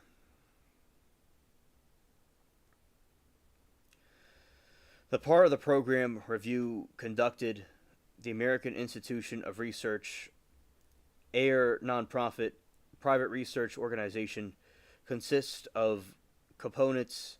The first component was a review of the research program. The second component, a review of operational applications of the remote viewing phenomenon, intelligence gathering, evaluations of foreign assessment component of the program was not within the scope of the present effort.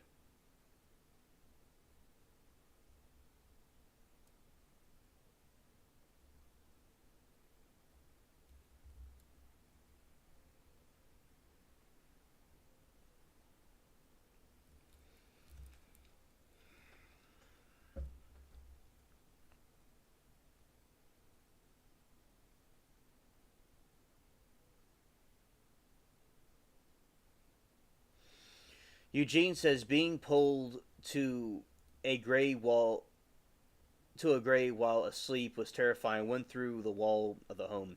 Oh, Eugene, those aliens are extremely terrifying and demonic and creepy. Yeah, you're sensing their black aura, their dark aura, and the purple robotic vibes they give off. Oh yeah, that's a very cringy experience to go through.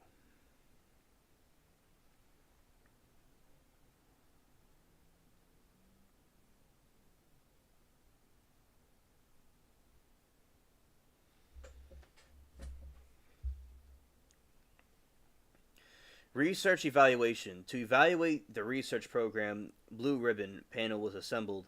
The panel included noted experts in the area of parapsychology, Dr. Jessica, professor of the statistics of the universe in California, Davis, Raymond Heim, professor of psychology, University of Oregon, in addition to extensive credentials, where selected represent both sides of the paranormal controversy. Dr. Utes has published articles that view paranormal interpretations positively, while Dr. Hyman, open-minded scientists. In addition to these experts, this panel include two senior insights of the air. Both have recognized methodology expertise, and both have background in psychology. Research included to provide unbiased methodology.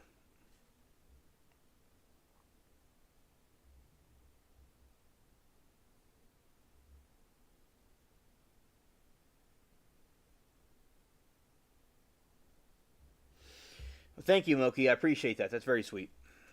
Yeah.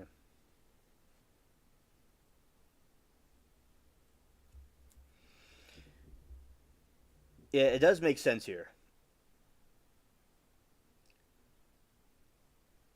Yeah, right here it says Operation Evaluation. The second component of the program involved use of remote viewing and gathering intelligence information. So, Moki, it looks like this is true. This is true. Tony the Night Owl. It's been a while. Welcome to the spaceship again.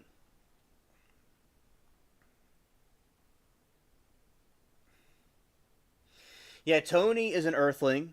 All right, Tony is an Earthling. So, welcome, Tony. And great to see you, Earthling friend.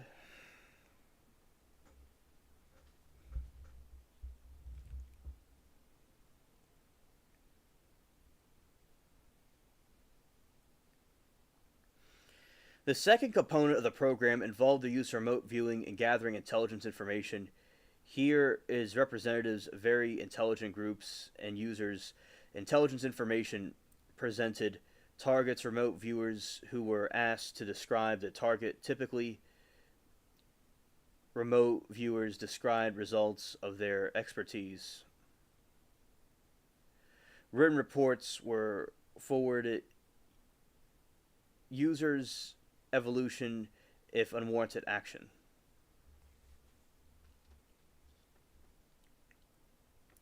To assess the operational value, remote viewing intelligence gathers a multi-faceted evaluation strategy was employed. First, the relevant research was reviewed, identify whether the conditions applying due to intelligence gather reasonably permit application to remote viewing paradigm. Second, members of the three groups involved programs were interviewed and users informed of the remote viewers providing the reports and program manager feedback. Remote providing reports of feedback, information obtained, user judgment and accuracy. Remote viewing reports were assessed.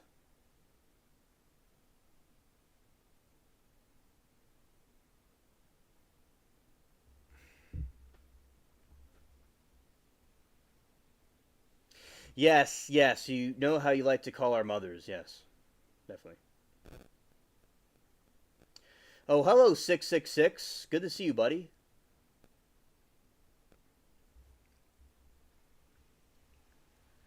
All right. I try to say hi to everyone. Sorry if I missed anybody.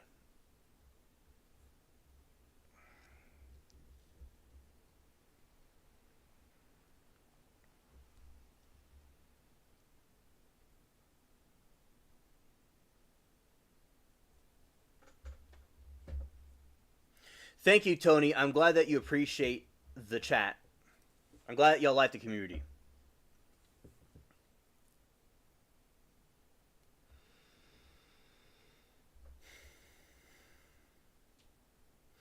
Yeah, so 666, Moki and I were talking about the a dog whistle that summons UFOs, and now I'm talking about the CIA document of how they used remote viewing for their spying and stuff, and it has to do with the paranormal things. And it looks like there's CIA documents that are confirming this, in my opinion.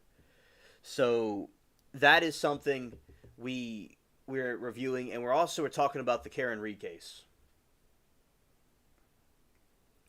Scared.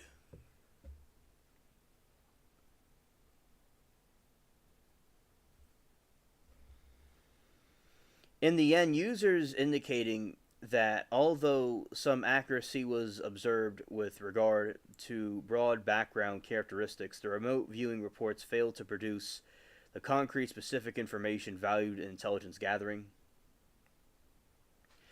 The information provided was inconsistent and inaccurate in regard to specific and required substantial subjective interpretation. In the case of information provided has been used to intelligence operations, thus remote viewing failed to produce accountable intelligence.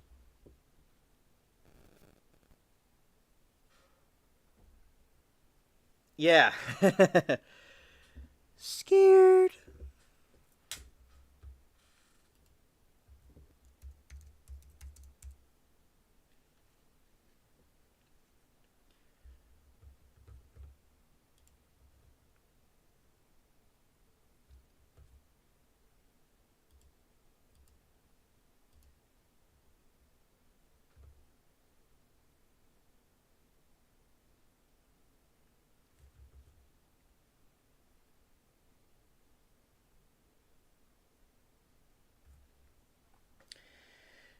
Tony says, my company just left. I'm a tad stoned, and it was great to see Alien was on.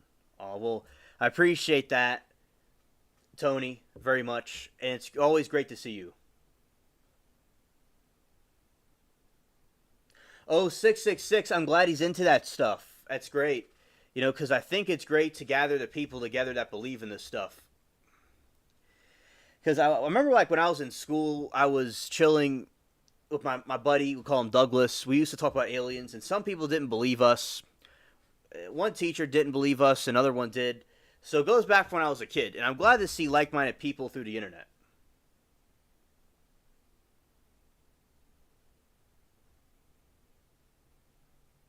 Yes, Tony, like, you know, from like Smoke and Skin, where like the people will do protests and they'll point a laser in the sky. That's because of the helicopters. Yeah, yeah, that makes sense.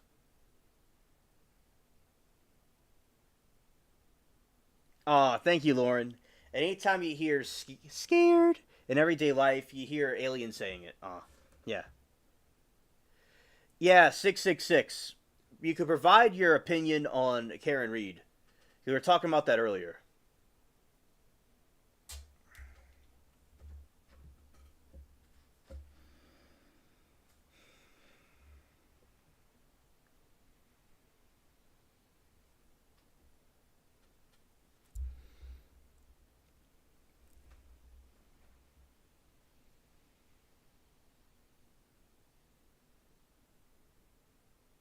Tony says, Steve, not sure, but likely those blow up characters. Remote viewing is the practice of seeking impressions about distant or unseen subject, purportedly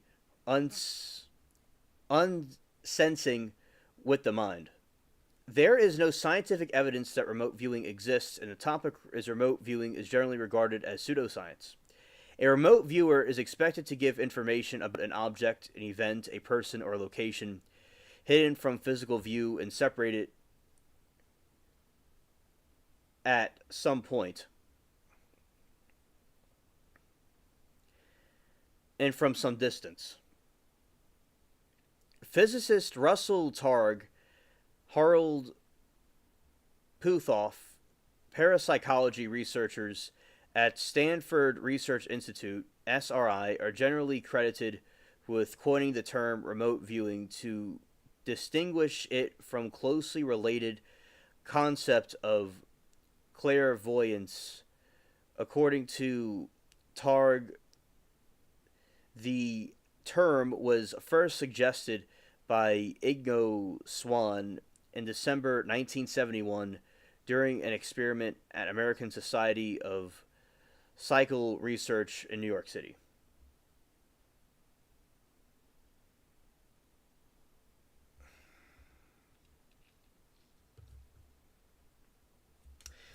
"666 says, Lauren, I live here. I believe it's manslaughter case, to be honest. I think the stream data may prove something, though." 666, is all of Canton always drunk? Why does the fireman bring fire truck parties with him? We'll work with people and seeing stuff in the sky anymore. 666, tech stream data proves that she was back there. She's done because she didn't render the aid. When did she pick the glass off his face? She knew what his body was, where his body was, right? They just say it's drones.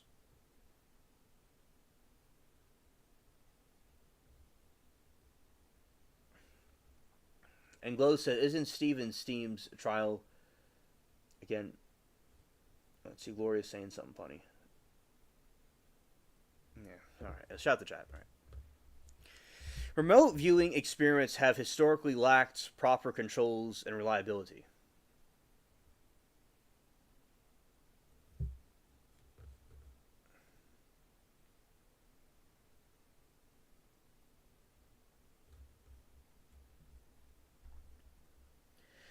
Right, yeah. Yeah, I understand, chat. Yeah, totally.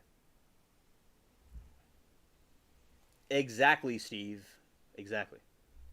The idea of remote viewing received renewed attention in 1990s upon the classification of documents related to Stargate Project, a $20 million research program sponsored by the U.S. government that attempted to determine potential military applications of psychic phenomena. The program ran from 1975 to 1995. The end after evaluators concluded that the remote viewers constantly failed to produce actionable intelligence information. Also, shout out to my friend that Gam catches up. He has a cool channel about, like, he'll paint different, you make a model of something, like a little character like Donkey Kong or something, and you'll paint it. Yeah, shout out to him. He's pretty cool people, and I helped him with his streams too. He has a cool stream. And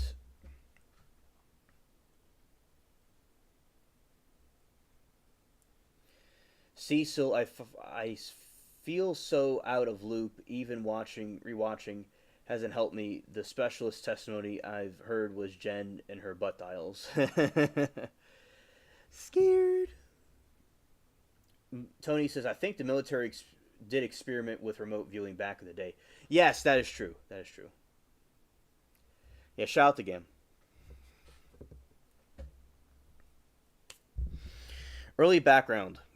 In early occult and spiritualist literature, remote viewing was known as a telethesis, thesii, and traveling clairvoyance. Rosemary Goley described it as seeing remote or hidden objects clairvoyantly with the inner eye, or alleged out of the body travel.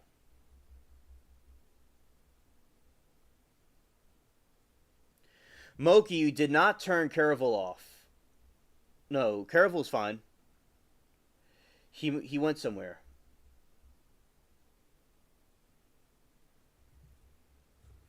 Okay, Moki, okay. Alright.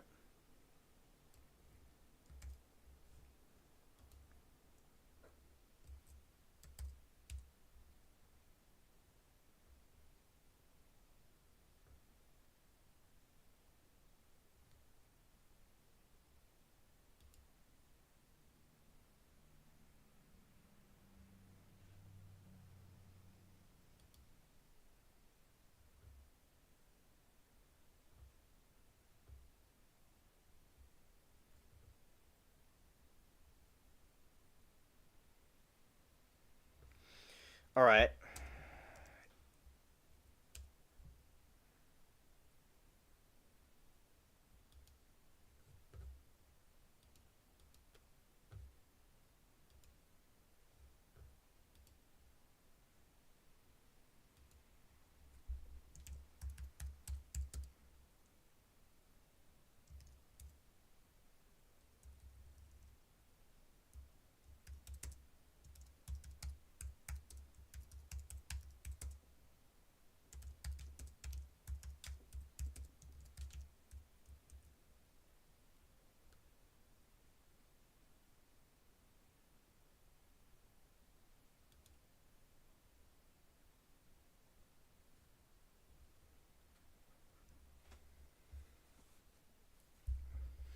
Hello, Joyce. Great to see you. Great to see you, Joyce. Welcome. All right, here we go. Also, Valiant Thor.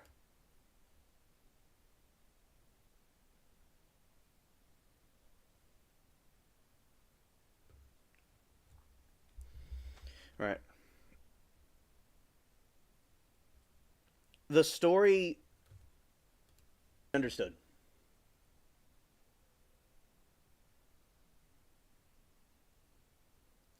Oh, yeah, well, Joyce, I'm glad you're here now. Scared?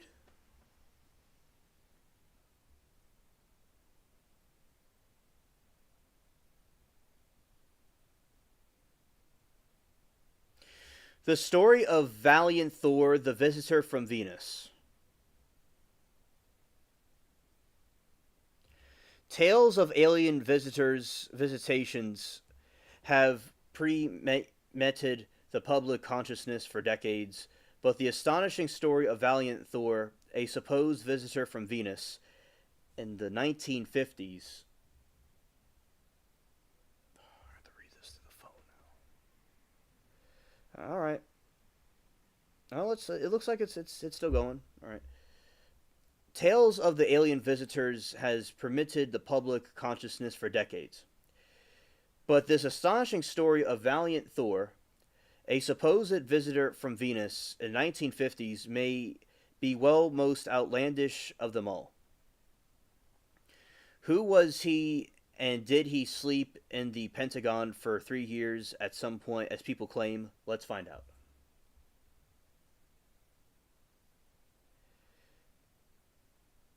Anything happens, I will read it from my phone instead to help the internet thing anyway. The legend of Valiant Thor has captivated the imaginations of UFOologists and alien enthusiasts since the late 1950s. According to the tale, Valiant Thor was a humanoid extraterrestrial from the planet Venus, who arrived on Earth with a mission to share advanced technology, promote messages of peace, love and unity, and help humanity avoid self-destruction.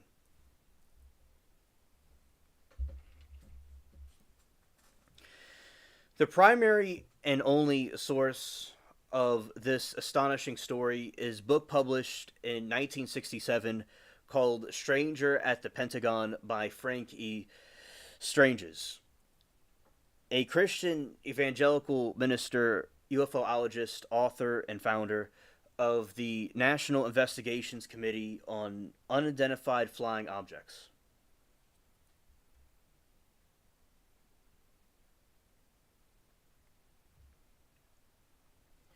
It is raining. So, who was Valiant Thor? An ancient Thor, an alien, an actor, an urban legend, or an elaborate hoax? Where is he alleged to have come from? Did he work with America's highest ranking government officials, and are supposed photographs him real? All right, it's back. It's back.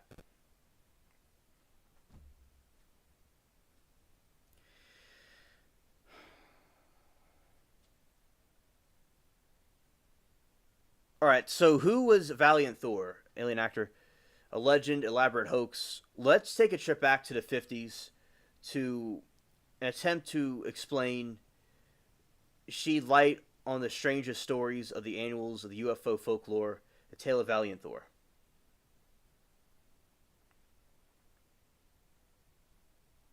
First contact. According to the stranger Thor, an alien from Venus described as an inhumanely handsome man, landed his spacecraft supposedly named Victory 1.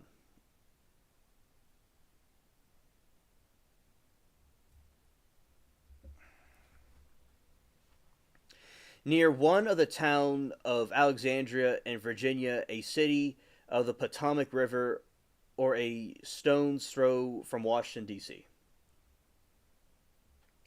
One version of the story says that he, along with two traveling companions, were met by two policemen who escorted him to the Pentagon. Another says that he politely requested to speak to President Dwight D. Eisenhower.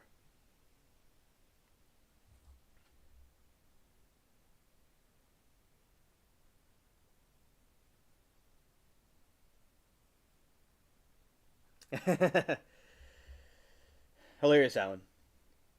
What did Valiant Thor come to Earth? Why did he come to Earth?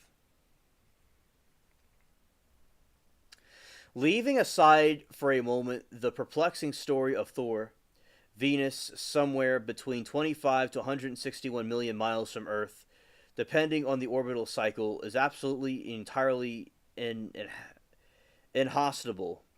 That means the temperature is over 460 degrees Celsius, 900 degrees Fahrenheit.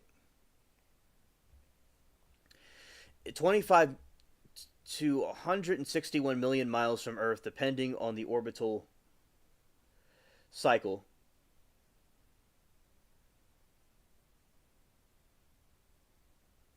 Yes, there are pics of him. Okay. Yes, that is true. I'll show that. Okay.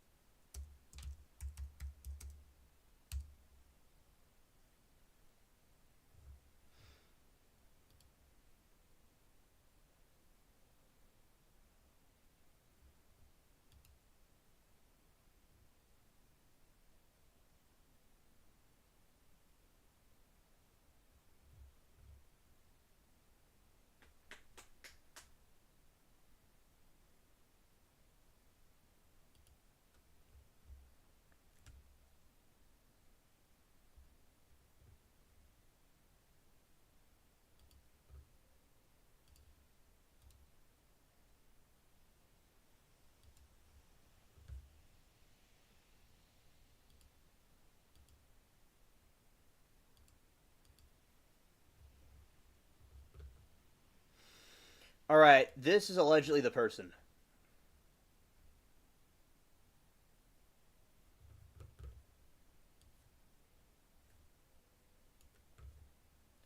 Right here.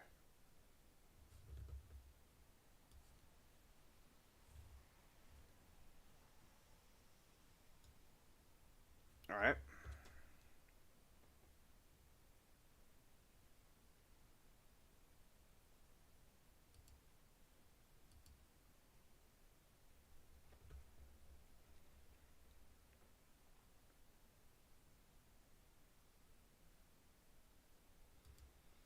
All right, so continuing now the research.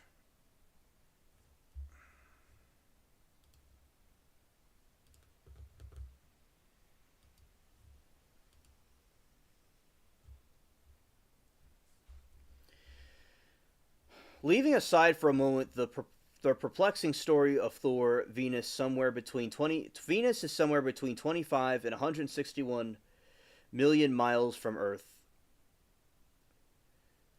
depending on the orbital cycle, is absolutely and entirely uninhabitable. The mean temperature is over 460 Celsius, approaching 900 degrees Fahrenheit, and has densest atmosphere of all the planets, the densest atmosphere of all the planets in the solar system. The atmosphere is mostly carbon dioxide. An entire planet is covered in a thick cloud of sulfuric acid, but as strange as his story goes, there where Valiant Thor and his interstellar delegation came from. Hey, Duke, Raul, good to see you, buddy.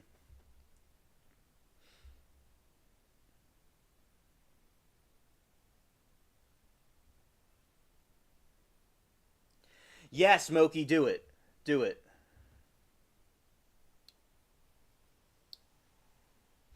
Yeah, 666. That would be yikes for sure. Scared.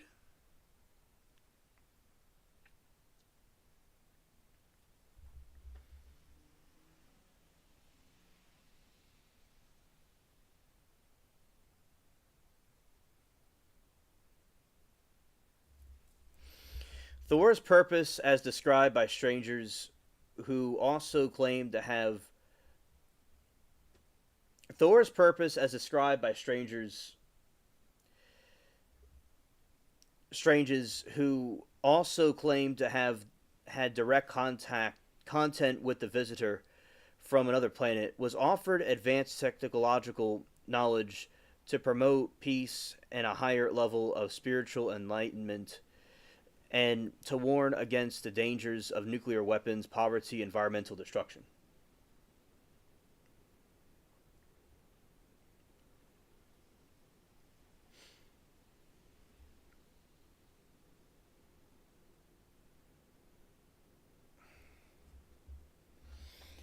In the book, Thor claimed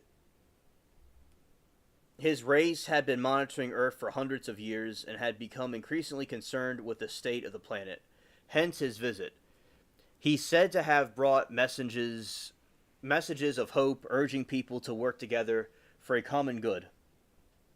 He advocated to move to clean energy sources and is supposed to have brought with him advancements in medicine, production that were centuries ahead of the 1950s science.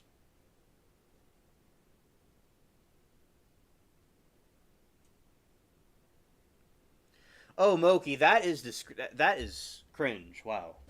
See, the cringe does not ever cease to amaze me. The cringe of Earthlings.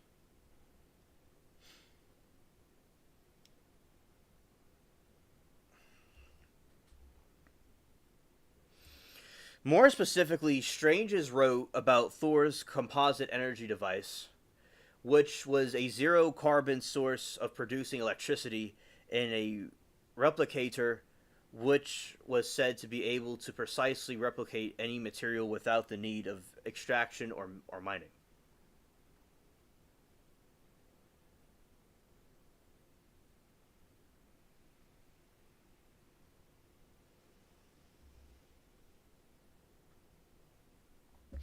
Or did he? Did valiant Thor, an alleged alien from another world, truly accomplish the feats described in the book, which is said to bear a strong resemblance to the classic 1951 film The Day the Earth Stood Still? Describe the book, which is said to bear a strong resemblance to the classic 1951 science film The Day the Earth Stood Still, or did he exist solely in the creation of imagination of...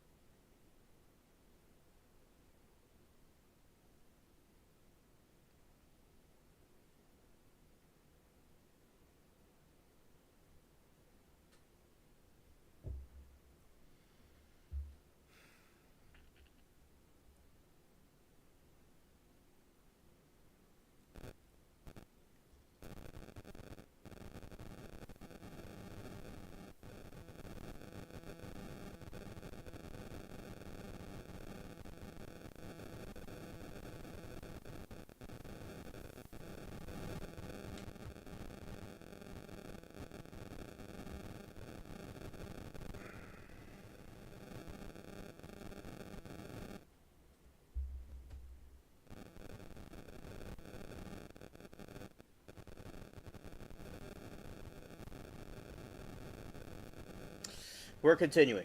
All right. The legend of the Ventiane Thor. There are suggestions in popular narrative that official documentation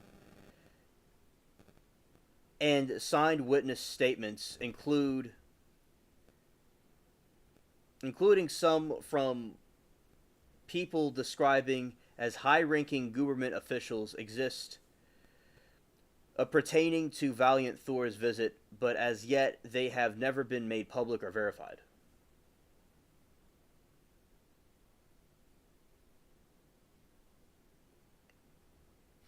The most commonly told version of the story was Thor lived in the basement of the Pentagon for 3 years and took regular meetings with President Eisenhower. President The most commonly told versions of the story was that Thor lived in the basement of the Pentagon for 3 years and took regular meetings to President Eisenhower, Vice President Richard Nixon, and senior members of the armed forces, so he alleged to have met with a number of scientists and religious leaders, appeared in United Nations headquarters in New York City, and even attended a church in Alexandria where he preached a message of love and peace.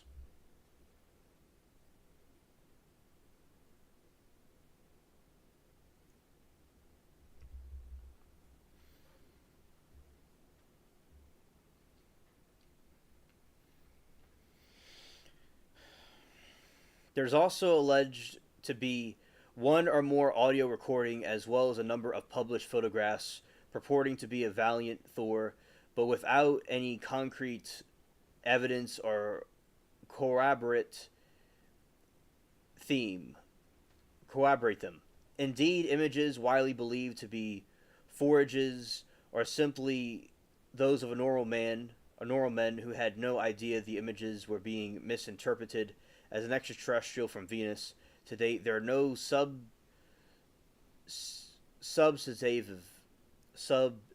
substantive proof that Valiant Thor existed and had interactions with anyone at any level of the U.S. government or elsewhere.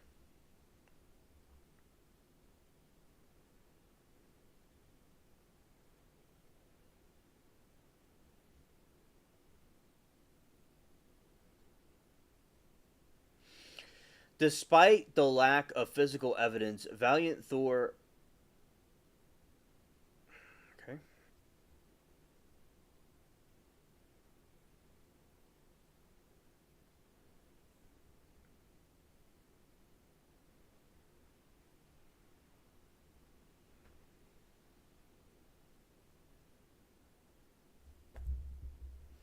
All right.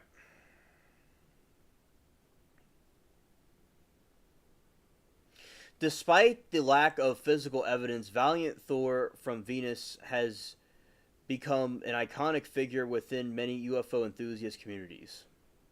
Supporters of the story argue that the secrecy of government operations and mysterious nature of his visit are consistent with other alleged extraterrestrial encounters. Skeptics, however, dismiss the tale as nothing more than a fantastical fabrication. The lack of tangible proof, such as photographs or official documents, fuels ongoing debate about the authenticity of the stranger's claims.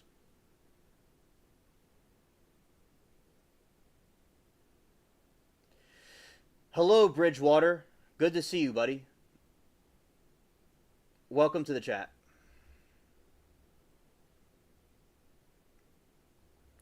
Valiant Thor, a story for the ages.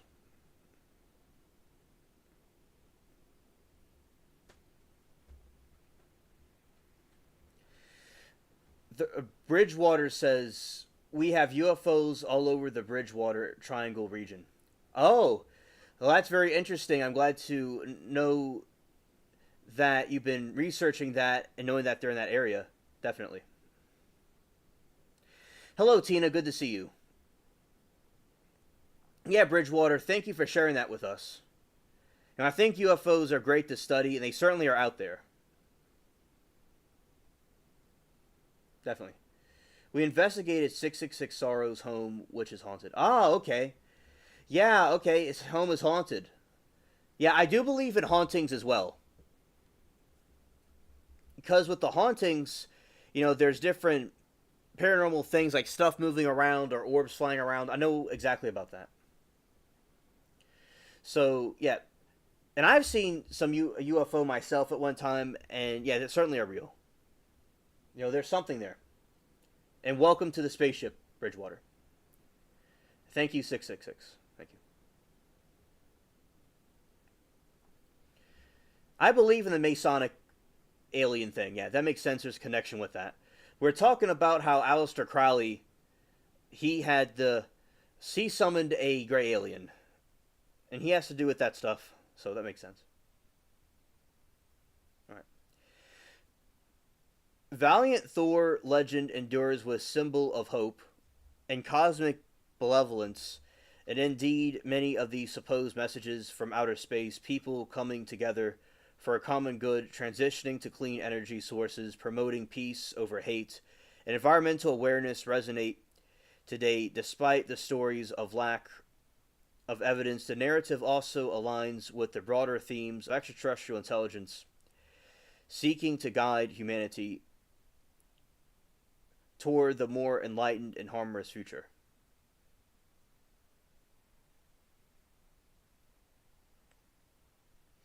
Miranda, I'm sorry to hear about that. I believe the cat will return, God willing. But thank you, Miranda, for hanging in there with me in the chat. But glad that you're focusing on your cat also.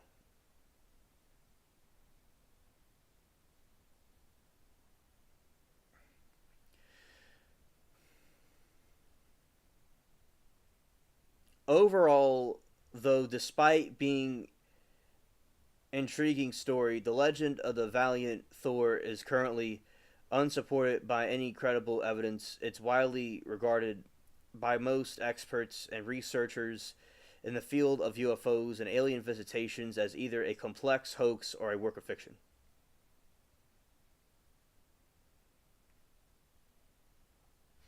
Moki says patient. He's probably humping another cat. Check the shelters in the morning and post a rescue on your area.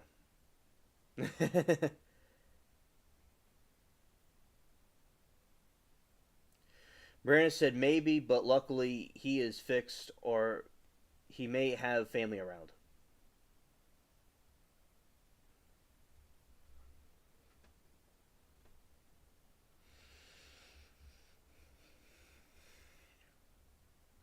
So whether viewed or genuine accounts of the bizarre yet captivating myth of the story, Valiant Thor intrigues, inspires for those who ponder the mysterious or universal impossibility, however, some of the worldly visitors. Alright, so that is the story about Bridgewater.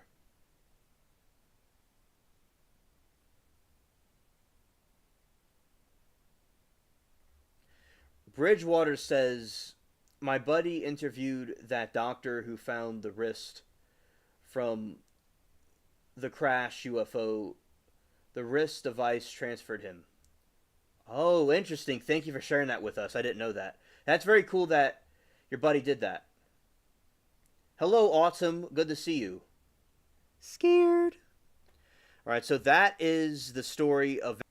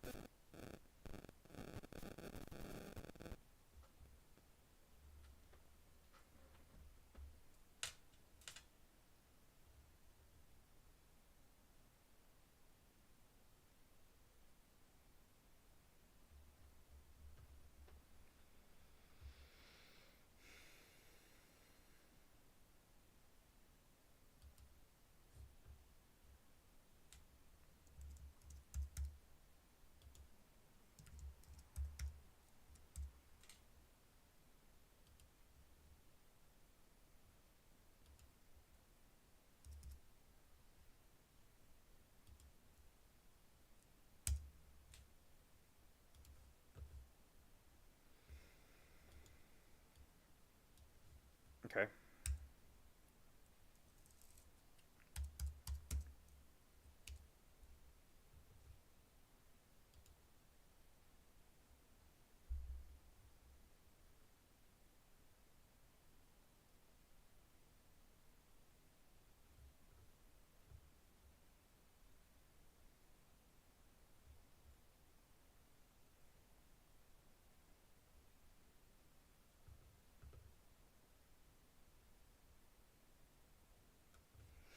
Yeah, let's solve the gorilla thing.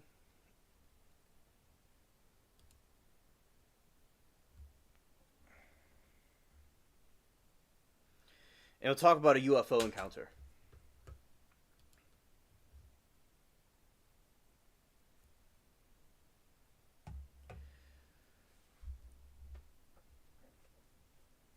Bridgewater says, out here we had the famous UFO sighting in 1978 over Route 24.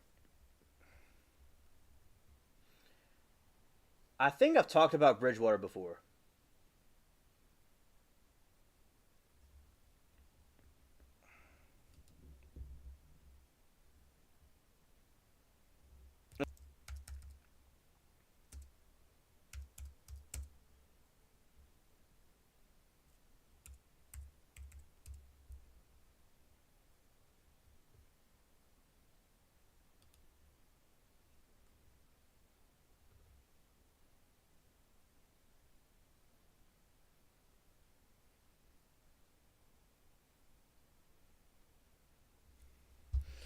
I've reviewed this before.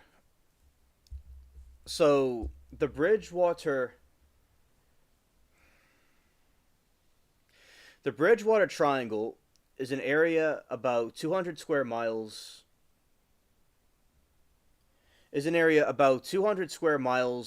within southeastern Massachusetts, United States.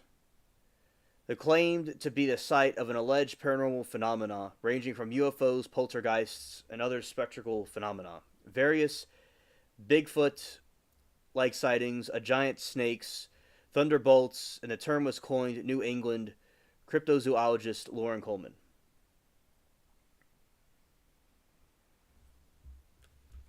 I'll look that one up, okay.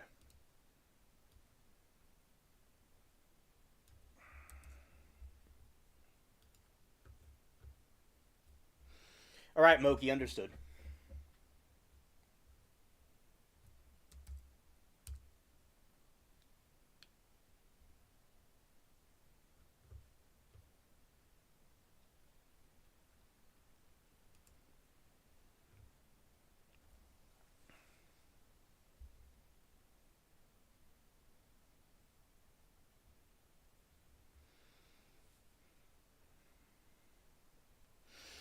Hockomock Swamp.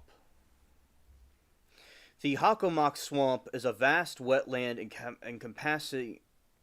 encompassing much of the northern part of southeastern Massachusetts.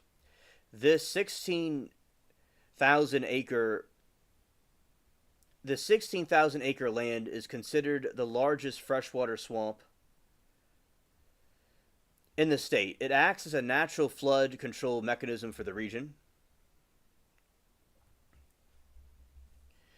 During the 17th century, the Hockomock Swamp was used as a fortress for the Wampanoag, the predominating tribe, the predominating tribe of natives in the area against the invasion of the early English settlers.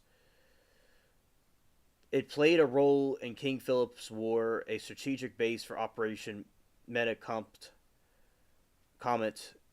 to a large assault nearby the English settlement.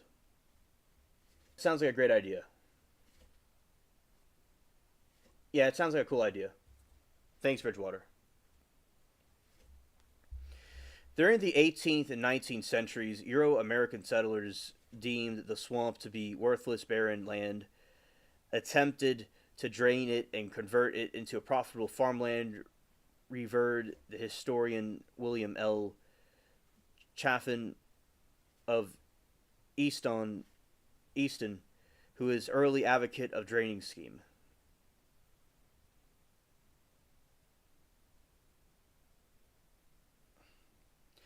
However, the natives of the region placed a higher value on the swamp for centuries. Natives had relied on hunting game there in the swamp, had gained term meaning place where the spirits dwell.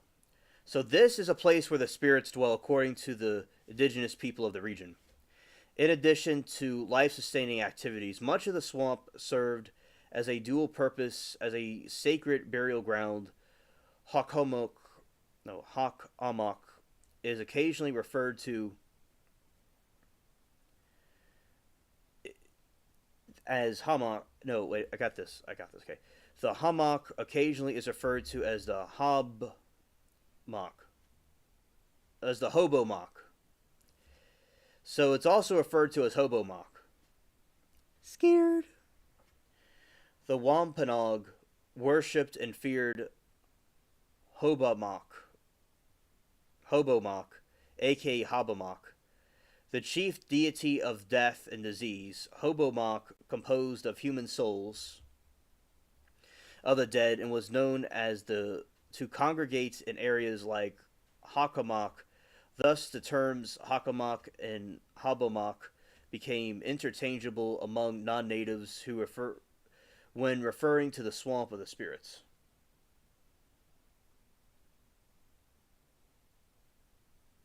In Art Bell direction.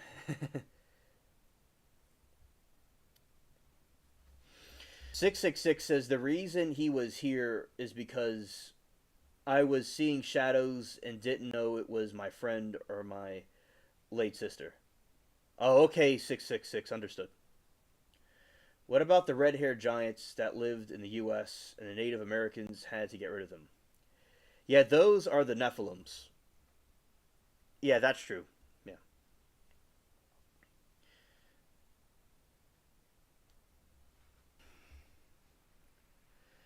Ho'omak, composed of human souls of the dead, was known to congregate in areas like Hockomock. Thus, terms Hockomock and Ho'omak became interchangeable among non-natives who referencing the swamp of the spirits.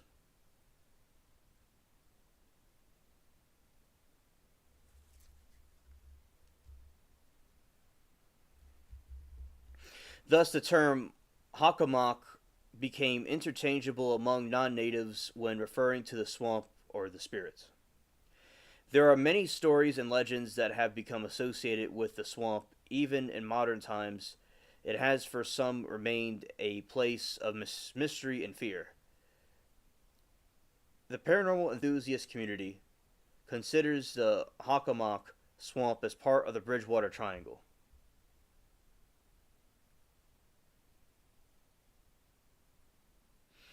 And 666 says he will answer the questions for me, Moki, and everybody else. Alright. Scared. Yeah, scared something I like to say for fun.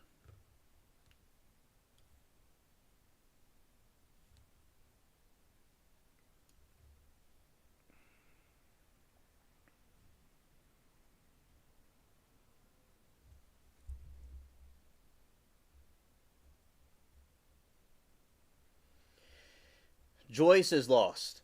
Scared. Yeah, so we're talking about this area where they have paranormal sightings in Bridgewater. We're talking about some of the paranormal sightings that are over there. We're just talking about paranormal sightings from Bridgewater.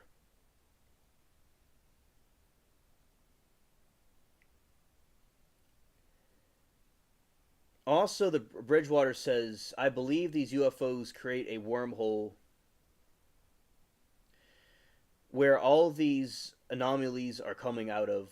This wormhole, I believe it used from time travel for UFOs.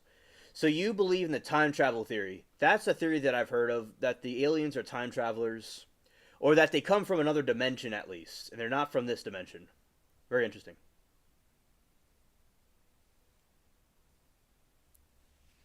Thanks, Alan. Thanks, Alan. Excavation of the Hockomock and its immediate surrounding areas on the Tainton River. Excavation of the Hockomock and its immediate surrounding areas of the Tannon River have produced very important archaeological findings dating back to early Archaic period of North America. The early Archaic was approximately 9,000 to 8,000 BP, before present.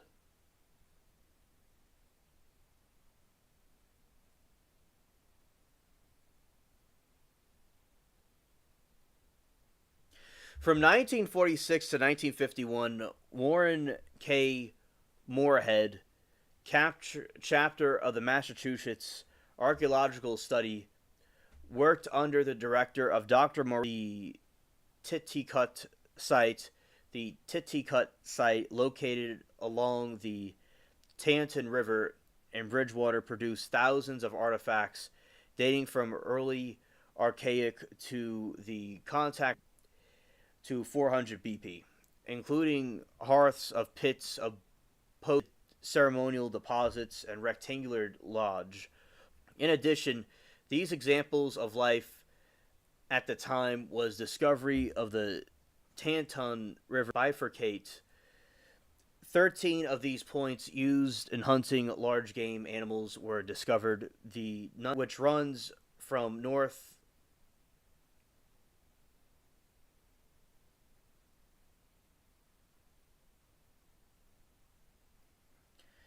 see this. Okay, 13 of these points used hunting large game animals.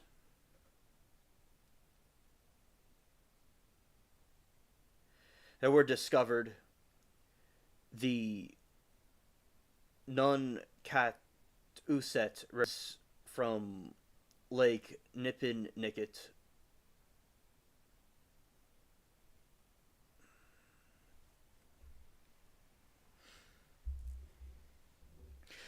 The Nun-Cassette River, which runs from Lake Nippin-Nicket through the Hockomock Swamp, also produces bifurcated points.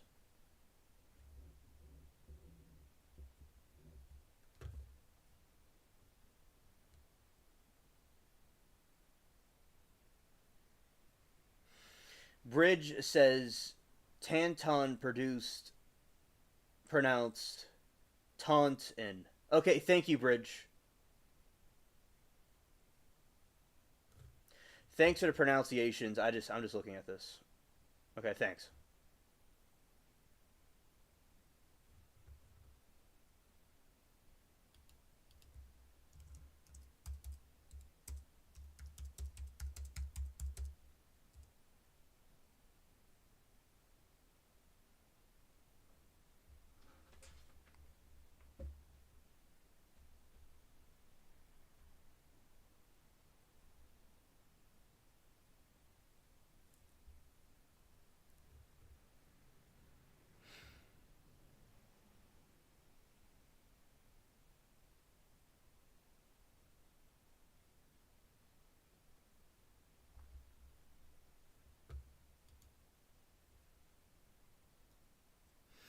Okay, I'm gonna look up this ranch.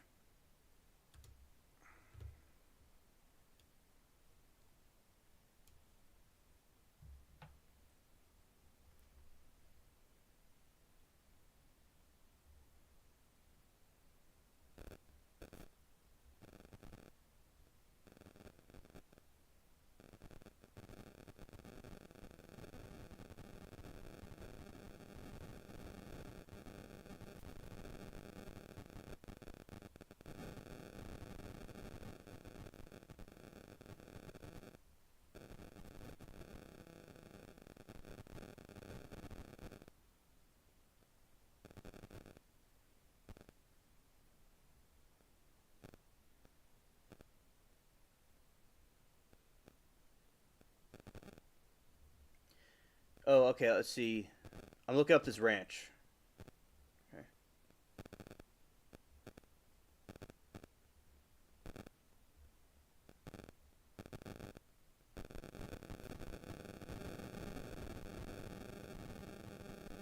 Alright, I'm looking up this ranch. Let's see.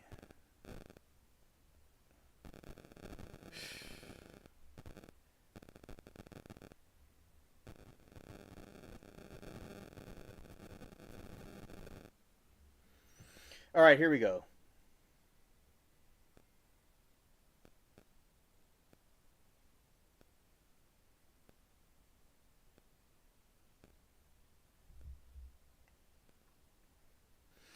Alright, so the Gillen's Ranch, also known as Gillen's Ranch, is an area of land in Trout Lake, the base of Mount Adams in southwest Washington. The property belongs to James Gilland, who claims to have established enlightened contact with extraterrestrial intelligence, and the Self Mastery Earth Institute in 1986, and has hosted unidentified flying object UFO sighting events since 2003. Gillian reports frequent UFO sightings and reports of UFO sightings and unexplained light shadows.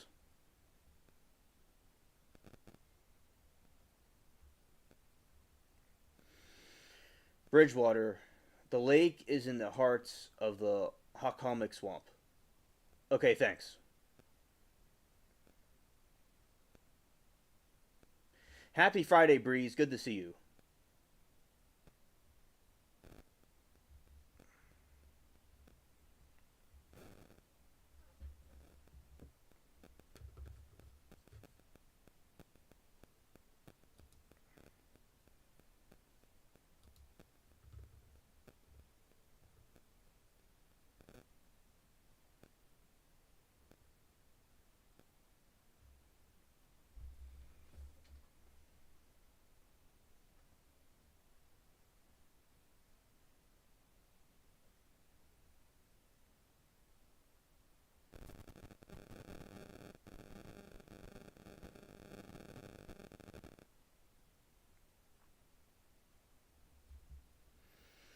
All right, about ECETI Ranch. An unprecedented event is unfolding in a small town known as Trout Lake, Washington. This event has potential to change the course of destiny of human Earth. The people of Earth have been offered a chance to rest in a universe at peace. The technologies and disease can restore the environment of fuel, energy, and technologies, and virtual keys to utopia have been dismented and waiting for distribution and production.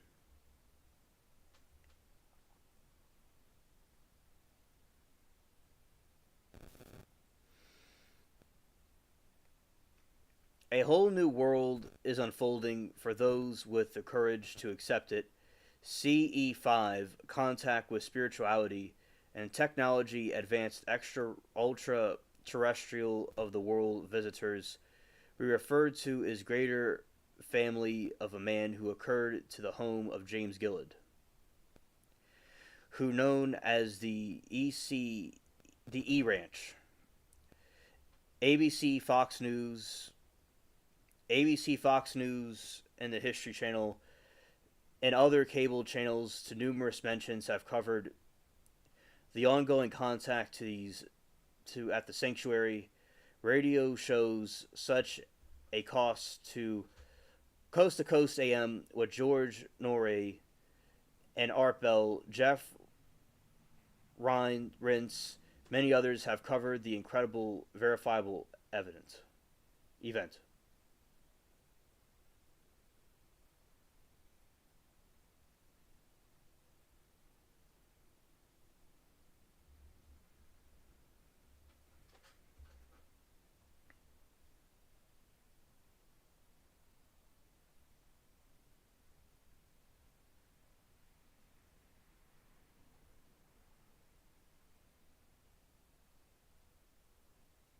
Oh, it took quite a bit to take the kayak in there. Okay.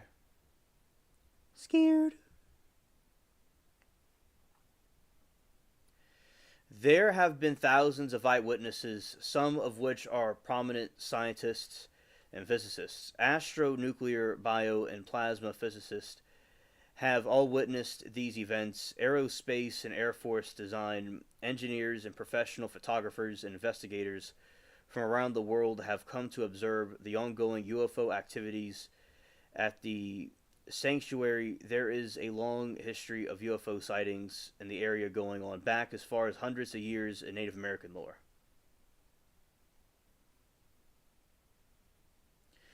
Oh, wow, that's really crazy. You saw a motorcycle wreck in front of your house. Scared. Wow, that's very tragic. Yes, Steve, it sounds like a New Age cult. Scared.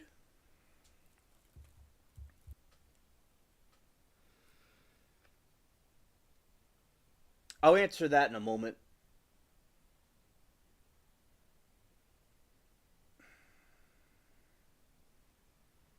I'll answer that in a moment. Zero. I mean 666. Right. Kenneth Arnold, who coined the word flying saucers in 1947, Yeah, Kenneth Arnold, who coined the word flying saucers in 1947, reported said lost the luminous discs that are descendant from the western slopes and Mount Adams. Trout Lake, now internationally known as UFO hotspot, is located at the base. Hynek George Greg Long, David Arkek. Many investigators have documented the long history of UFO activity, covering events from contact sightings of metallic craft and large luminous objects, which are inquisitive and follow vehicles and demonstrate themselves to be under investigative control.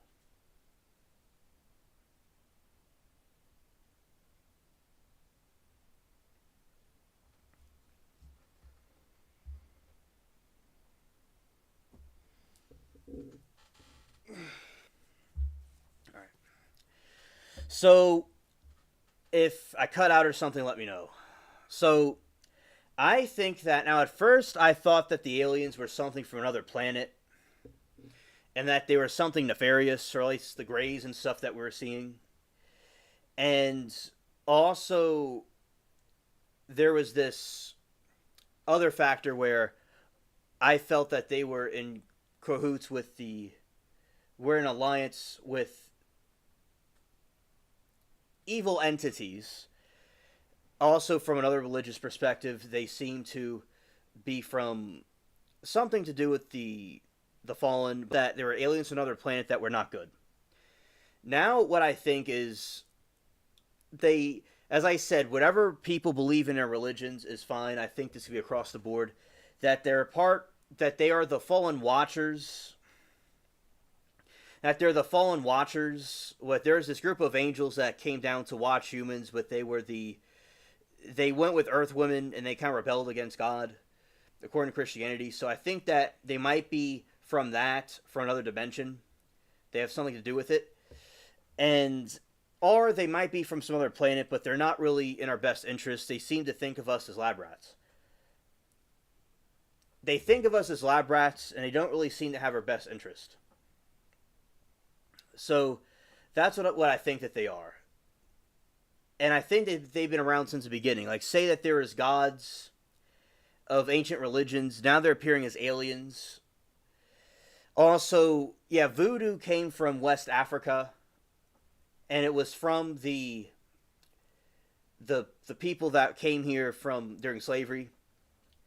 And the city is there's a lot of history about it in the city. And also some of them mixed voodoo with Christianity, with Catholicism.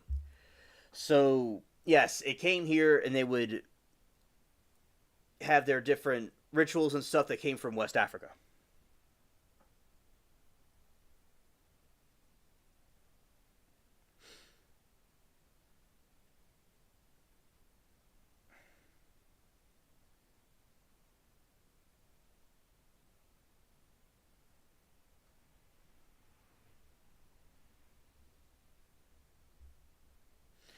Right, Miranda, understood.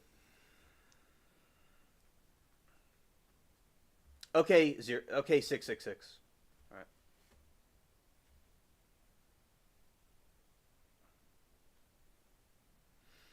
But I do think the aliens are interdimensional, like they're from another dimension.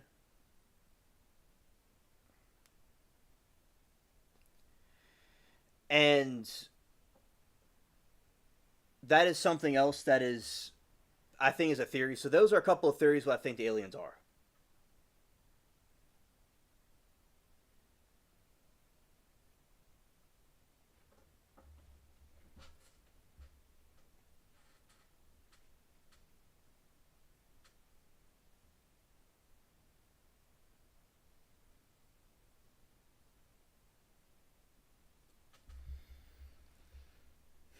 Also, yeah, so as I said, I think that they may be part of a group of fallen angels that came at some point, that they appeared as gods to humans. Now they appear as aliens, something to do with the Watchers, or some kind of creation from them. They could be aliens from another planet that seem to want to experiment on us and maybe not have our best interests. And also, like, people that are in different occults and stuff are able to summon UFOs.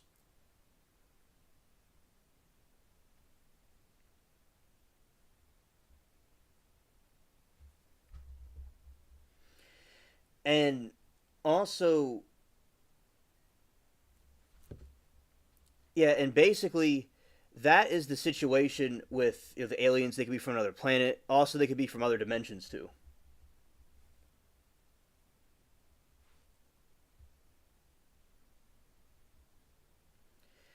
Alan says that one of the oldest Bibles is in Ethiopia. Those Bibles have all the books were excluded from the Western Bibles. Oh yeah, I think that those are very good. Those Bibles, I think, have very true information that was not included in our Bibles.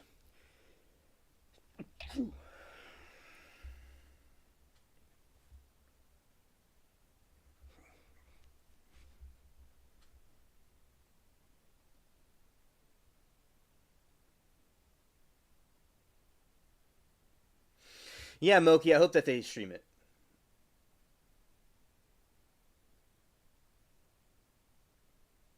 Oh, okay, 666. Understood.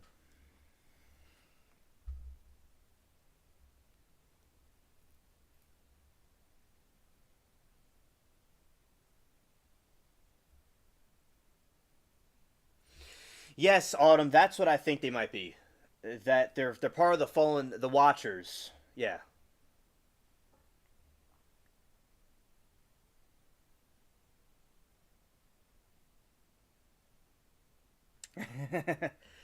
Exactly, Moki. Yeah, we could go all night about it.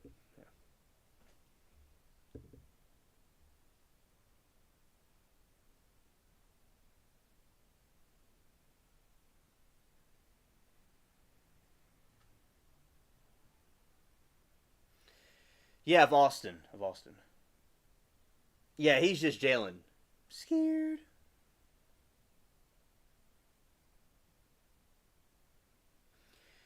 And you give them the minimum.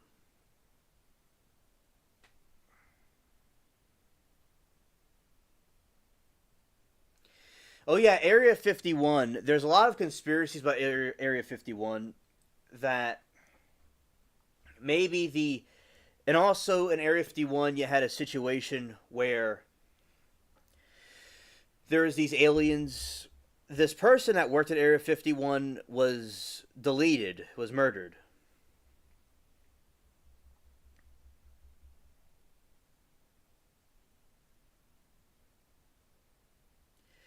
And with that, they think that he knew something about the UFOs and he was going to expose it, and they had him deleted.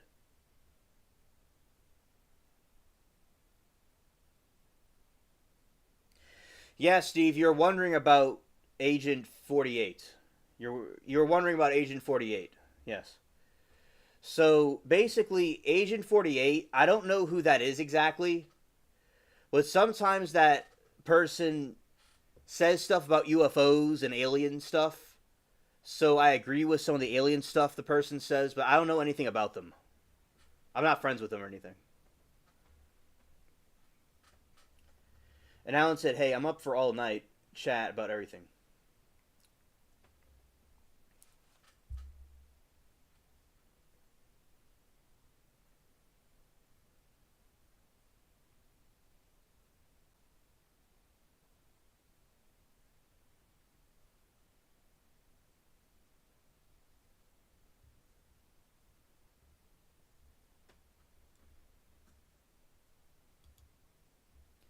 All right, and also let's see. Okay, talk a little about Area 51. Let's see how this goes. All right.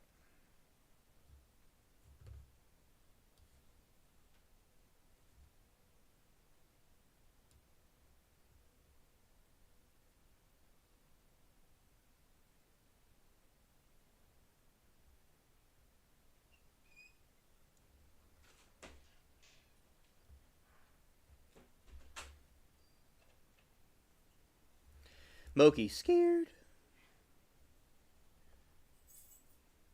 Scared. Autumn. Okay, so the reason is I wanted to spread the information. Well, first of all, the channel name comes from when I did this sound effect with alien sound effects, and it has thousands of views, and it's still going viral every day since 2017. And my buddy and I talked about aliens and how they are nefarious to Earth, probably. And I wanted to keep on spreading that message. Originally, the channel was called Hansel Cat. Although I'm still Hansel Cat, it was called that. Then it was called Skater Gamer, and I named it after that video, and it was perfect to use and spread the word about aliens. Even people that don't believe in aliens or think that the aliens are good, whatever people think about them, I wanted to unite the different conspiracy theorists and people on different channels that believed in this, because a lot of this stuff is put down, and I want to spread the word and spread it out and bring them in. And I felt it was a cause to show people about it and why the aliens may not be that good, but if people think they're good, that's okay too. That could be discussed if they are good. Just an open discussion about it. So that is another thing to say, and it's a nickname. It's something that I like to talk about, the alien conspiracy theories, to see if people believe in them or not. And also my name's a little bit longer because I remember when I was studying about YouTube channels, what you have to do, they always say to stick to one topic, but I need to do a bunch of different topics. So alien spaceship sound effects and vlog. It's about aliens, about conspiracy theories, about the spaceships, about sound effects, about a vlog, could be about anything. So I was going to cover multiple things, so I had to make my title into multiple stuff. So as I said, I also want to talk about how it goes with religion, and people can believe what they want. They don't have to be Christian, but I want to spread the word about that stuff.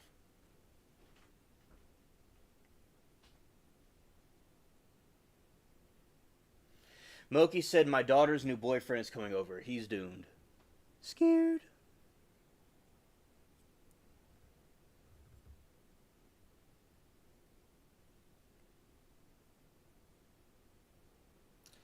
Yeah, right on. Yeah, Steve, I don't know why he deletes his comments. I don't know. I don't know anything about him. I don't know what his plan or anything is. Yeah, I don't know. 108 views. That's pretty cool.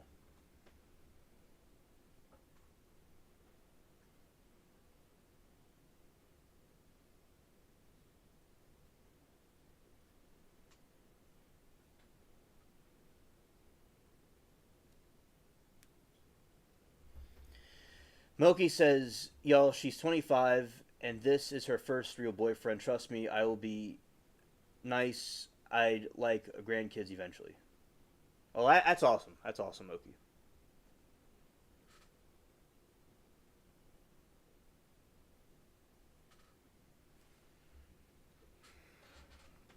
Yeah. Yeah, so it also, I believe, paranormal sightings, and I believe that ghosts and stuff could have to do with the extraterrestrials, too, as well.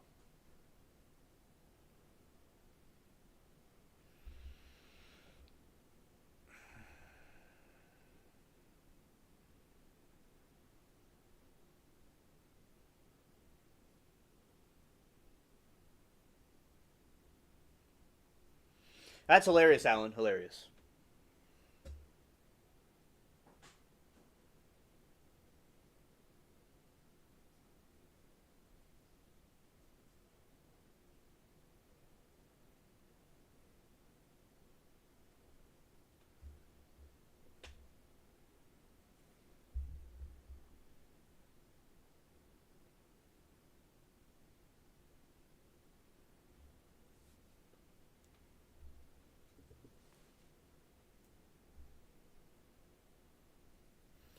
Lauren says, Moki, I have sympathy for that.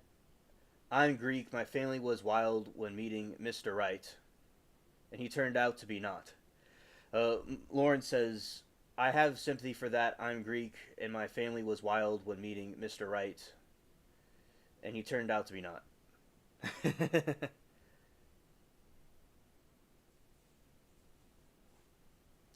Scared.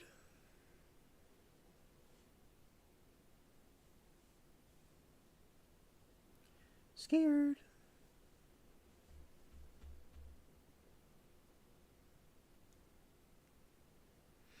Yeah, Lauren, sometimes Mr. Right is actually Mr. Not. Yeah.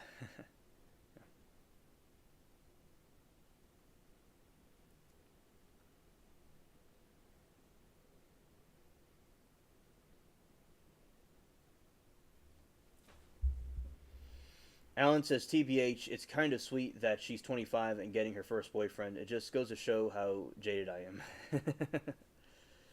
Hilarious, Alan.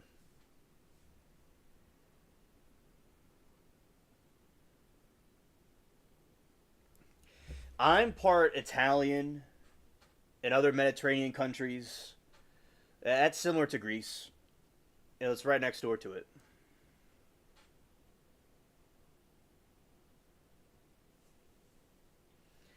As a Gen Xer, I don't know how I got such an innocent daughter. Scared.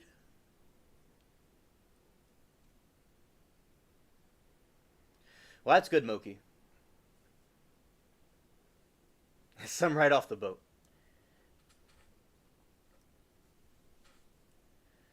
Yeah, and Alan says, your grandma had a good taste, it seems. Yeah, shout out to the Greeks. Good tales of the past. Awesome. And we have over 100 views, so this is a cool stream.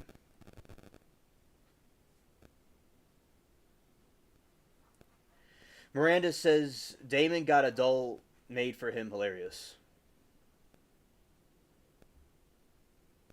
Well, that's cool, Miranda. A shout out to Smoking Skin. I like him. I'm not against him. And I'm glad that you're seeing what he's up to. And thanks for telling us about the doll. Yeah, that sounds funny. That's cool.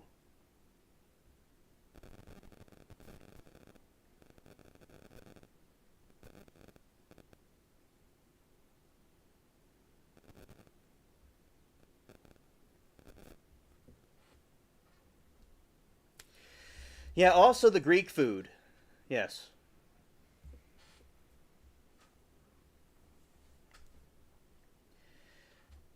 You know, I like Damon's content, Miranda. You know, I always like being there. And I learned a lot from Damon. He has a lot of wisdom. And oh yeah, I love Greek food. I love falafels and oh, I love the Greek food. It's delicious. Absolutely. And Moki didn't make the what's it says? No offense, but gays are loose men. And well, I'm glad he's been a good influence on her, Moki. And 666 says, Moki, don't make the poor mid go missing like in a desert movie Casino. I don't want to see you on Dateline. Well, we have to watch a trial. We haven't seen a trial in a long time. And I'll be ending it soon. All right. Yeah, I have to take a shower. Oh, okay. And also, I'll say about with say like Miranda, for instance, she likes to sometimes she watches different streams.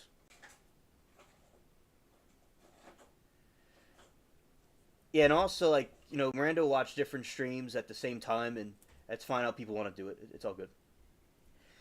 And you know, Miranda says, Miranda says, I said that about 5 times in a row without actually saying the other part. Yes, sometimes someone made Damon a smoking scandal version of himself. It was kind of funny. Yeah, Miranda, I'm gonna have to go back and watch that. That sounds. I can't. I'm even imagine. That's really nice of someone to do that for him. Very nice.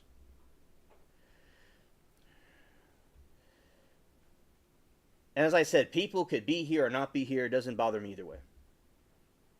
There's all kinds of stuff to watch on YouTube, and sometimes like I watch different things at once. It's or go here or there. It's all good. No problem.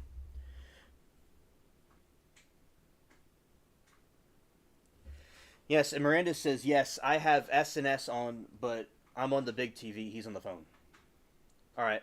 Yeah, you see, and yeah, so Steve Kerfuffle, you see, I'm on the TV and Damon's on the phone, and as I said, she likes to look at both at the same time, so it's not. It's no big deal. No big deal. Thank you, Miranda. I appreciate it. All right, I appreciate you, Miranda, and everybody. All right.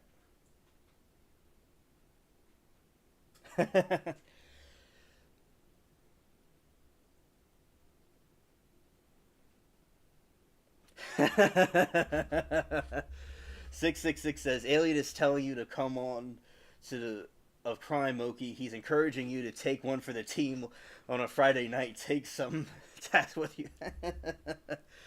Scared. Yeah, and Miranda says, ha ha ha. They crocheted a doll of him with an SNS mask. Oh yeah, so they put the mask on. Oh, that's hilarious. I gotta go back and see that. Hilarious. So, Mary Toodles.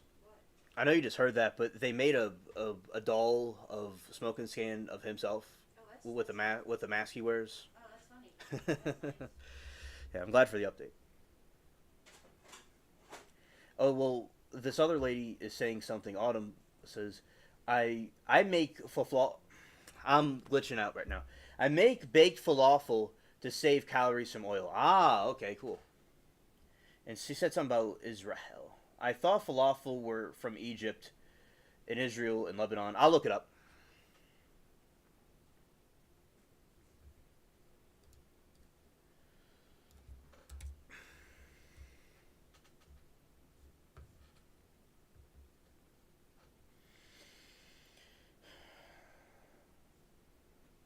All right, Cecil, see you later. We're about to be over with anyway. It's about to be over soon because of dinner.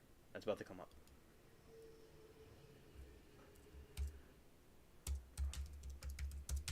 I have never been to Italy. So how it works is I'm a mixture of different European countries. And I'm related to the Italians, but I've never been to Italy. Now,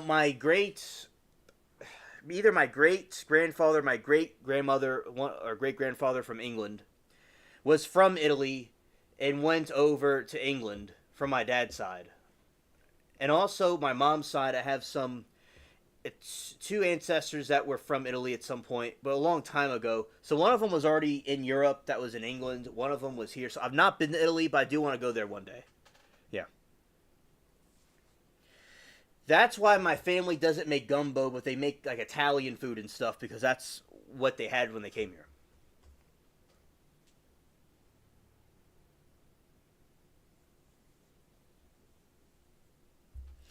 Exactly, Moki.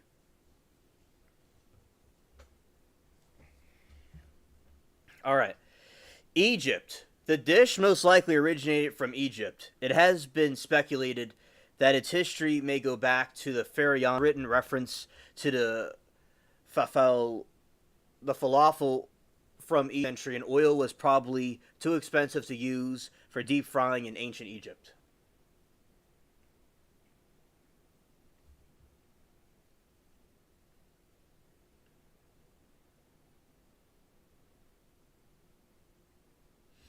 Yeah, shout out to the gay men doing their thing.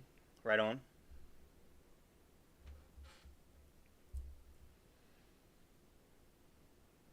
All right.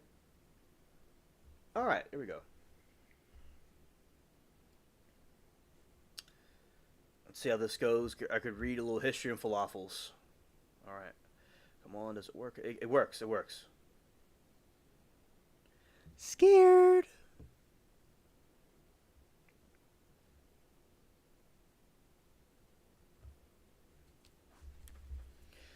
All right, this one little last thing, then we'll be over with. Okay. A falafel is often served in a flatbread such as pita, salmon, lafa, or taboon falafel. Also frequently refers to a wrapped sandwich that is prepared in this way. The falafel balls may topped with salads, pickled vegetables, and hot sauce, and drizzled with tahini base. The sauces Falafel balls may also be eaten alone as a snack or served as a part of meze,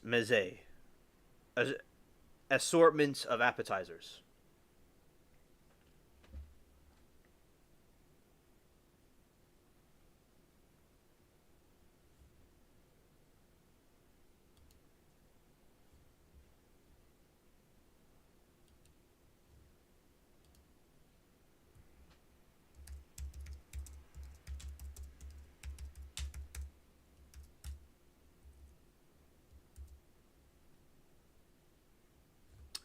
Whoa, I did not mean to do that.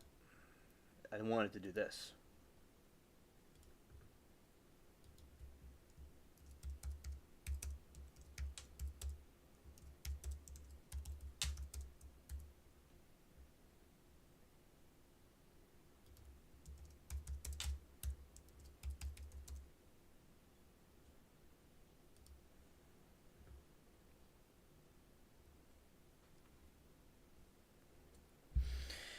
All right. Falafel is popular street food eaten throughout the Middle East. In Egypt, it's most often made with fava beans in the Levant, Egypt's northern neighbors of Israel, Palestine, Jordan, and Lebanon. Syria, it's typically made with chickpeas or sometimes a blend of chickpeas and fava beans as a shared culinary tradition. Falafel history and regional roots have occasionally been highlighted in broader conversations about Eastern food heritage. Eastern food heritage. Scared.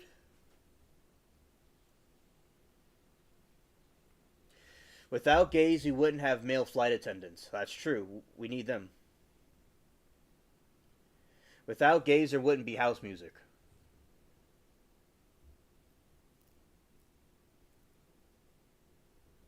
Yeah, facts. Yeah, shout out to the gays. Yeah, shout out to all the gays. Yeah, facts.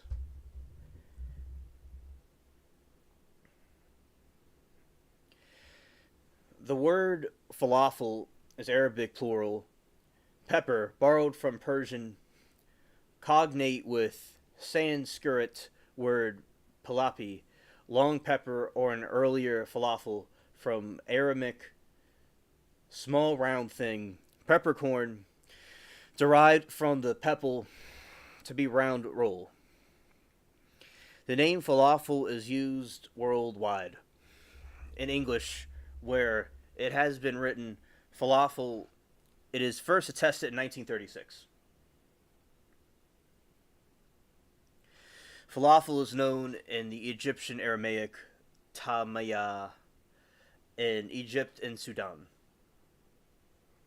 The word is derived from the diminutive from Arabic word food, tam between food.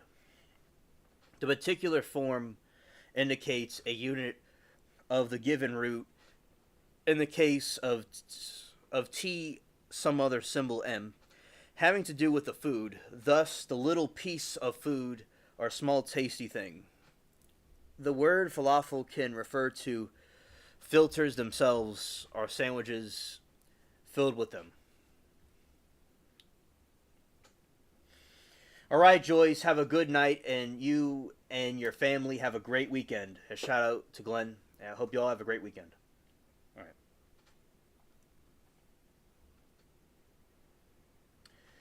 I used to deliver falafels on track bikes in Chicago and eat them for free. It was basically fuel. Awesome. I like falafel. It's a side dish, but not the main dish. Kind of like hush puppies. Yeah, yeah. Life is a bummer when you're a Hummer. All the trolls that were trolling Steve are very dumber.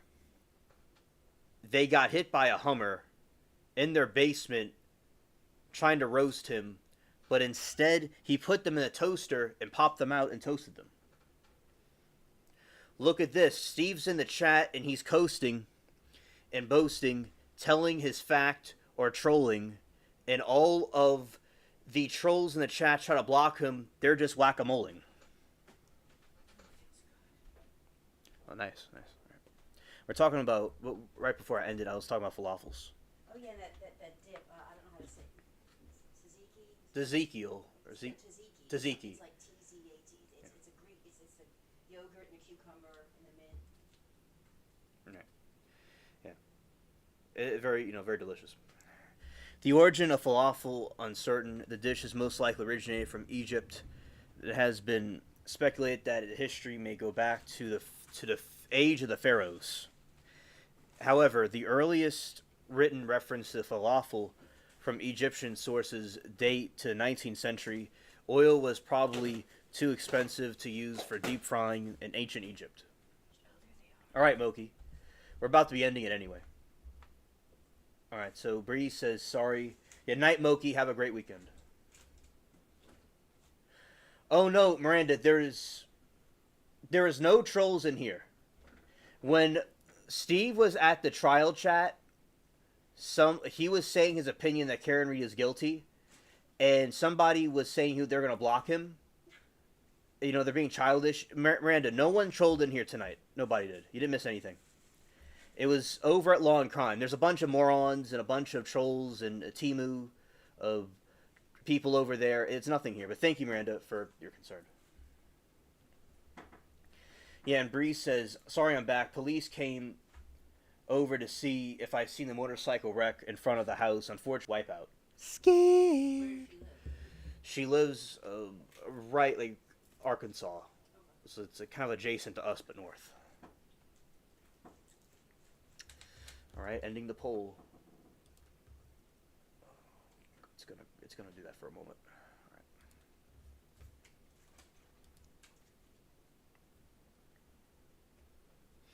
All right. All right, 66. Okay, is the poll that I did.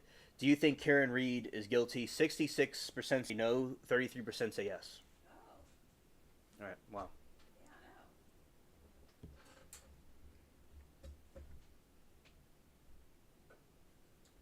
Moki, good night. You are freaking cool. Keep on giving your opinions and talking to us. You rock. Yeah, Moki, you do rock.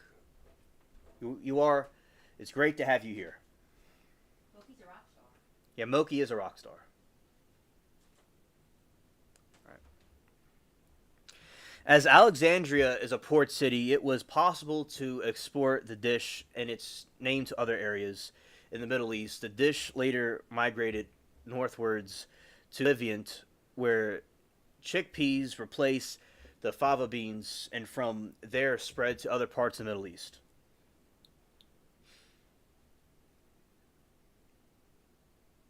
So, out of the 6 people, 2 people said that. Okay. Scared. Steve. Steve's hilarious. Falafel is common to form street food and fast food in Egypt, across the Levant and wider Middle East. The croquettes regularly eaten as part of meze. During Ramadan, falafel balls are sometimes eaten as part of the iftar, the meal that breaks the daily fast after sunset. Falafel became so popular that McDonald's for a long time served McFalafel in the breakfast menu in Egypt. Well, the Timu McDonald's over here in the States, they need to get with the program. Right. They need to get with the program. And show and be like, yo, falafel. What people wouldn't even know what it is, probably. People probably wouldn't even know what a falafel is.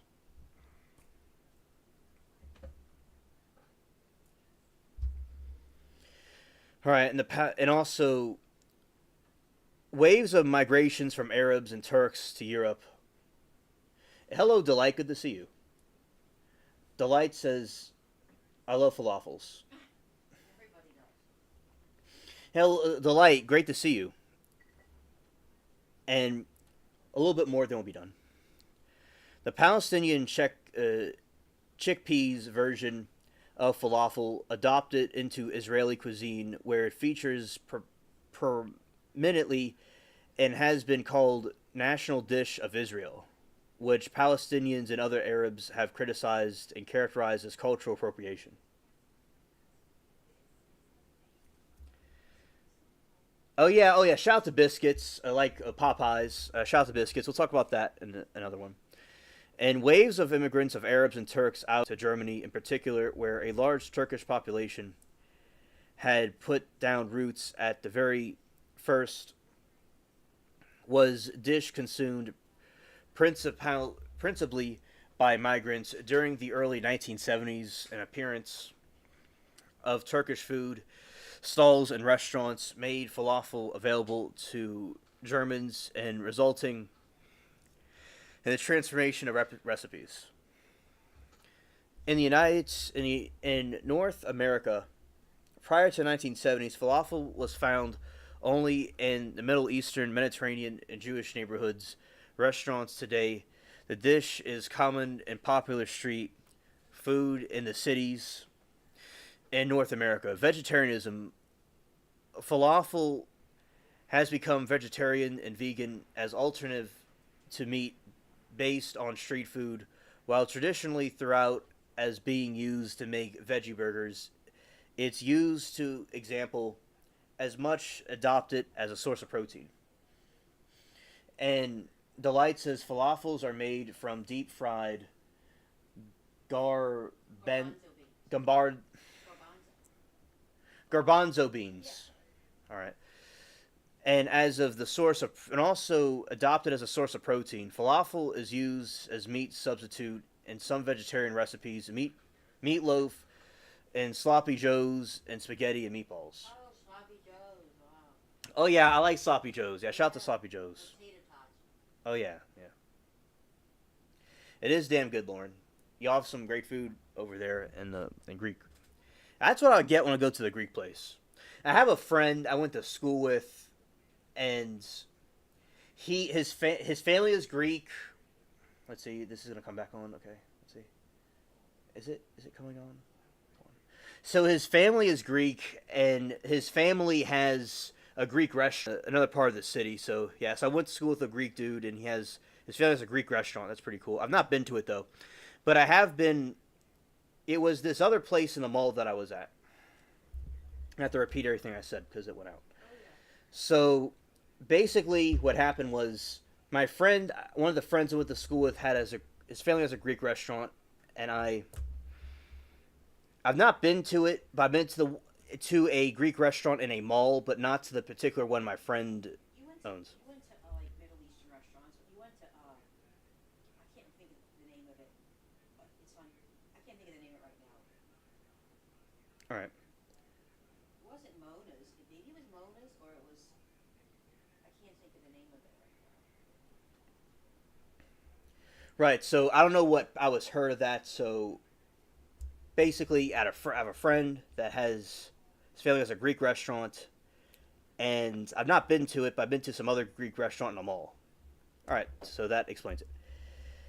And I think the other one, the Turkish one, I think his family owned a restaurant. I went to that one a long time ago.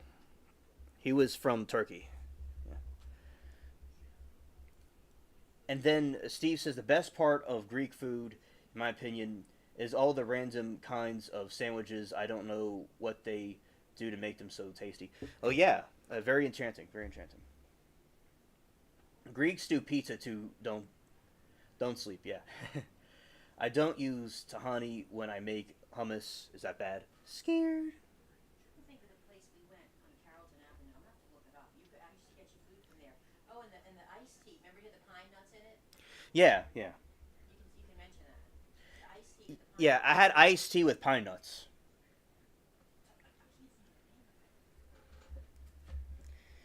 Yeah, Nick is the one that his family was the one that owns the restaurant. That guy, his name's Nick. The I think he got married.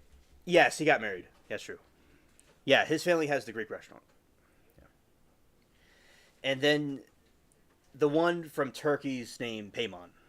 He was cool. I gotta look up that restaurant. Yeah. So as I said, some cool people went to school with. Yeah.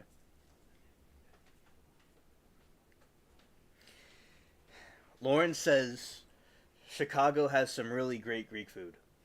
Yes, I would imagine they do. I know they have good pizza and Italian stuff. So, yeah, that's also cool. that they have it in Chicago. There's a place outside of Chicago food named Greek Type Island that does sandwiches and Loretta's. Oh, that's awesome. Scared. Scared.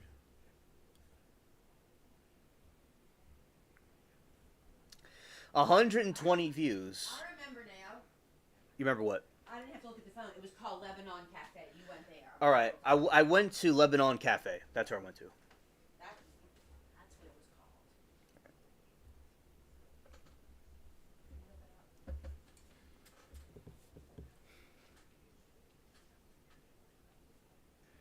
All right. Well, are you looking up something?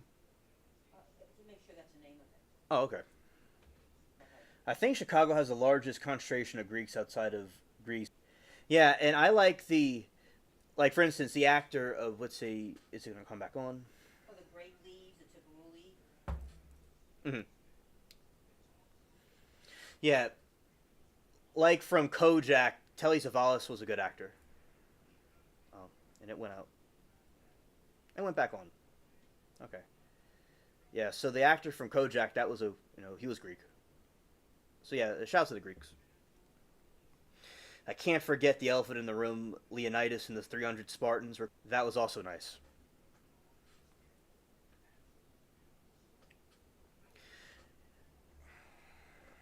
Miranda says, "You guys are making me want Greek dressing. OMG." Right.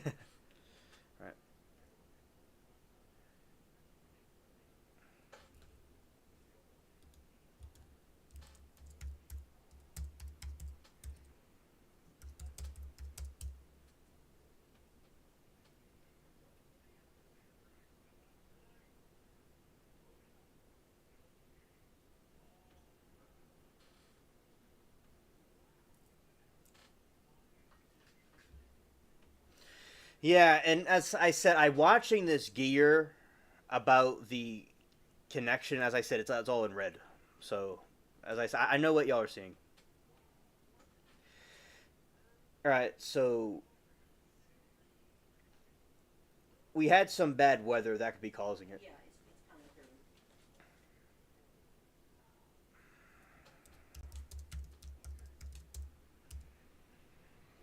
Lebanese iced tea. Lebanese iced tea. Now, some things of what I'm saying is going through because people are responding to me. Because I'm surprised that y'all are seeing anything I'm saying. It's so low. The KPS is so low. And it's in red. But it's putting out something. But it would be freezing a little bit. So shout out to the Greeks and the Spartans and the friend that I had that has a restaurant that's Greek. And yeah, that I think y'all could hear from according to this thing. It should be barely producing what I'm saying. All right. And also we're causing Miranda to get hungry for Greek food. Yeah, me too. As I said, I'm part Italian, and that's close to Greece. So it's another Mediterranean country. So that's pretty cool. All right. Yeah. So any kind of buffering, it's from my end, not y'all. And all right. So basically, yeah. So as I said, Kojak was a cool show that had a Greek actor in it.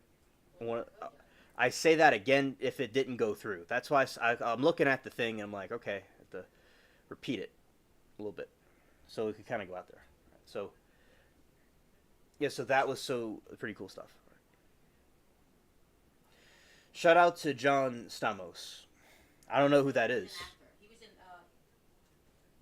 Full House with the dark hair. Oh, okay, Soap okay. operas like way back in the 80s. Oh, okay. And also shout out to McQuaid. Yeah, shout out to McQuaid. Shout out to Anthony McQuaid.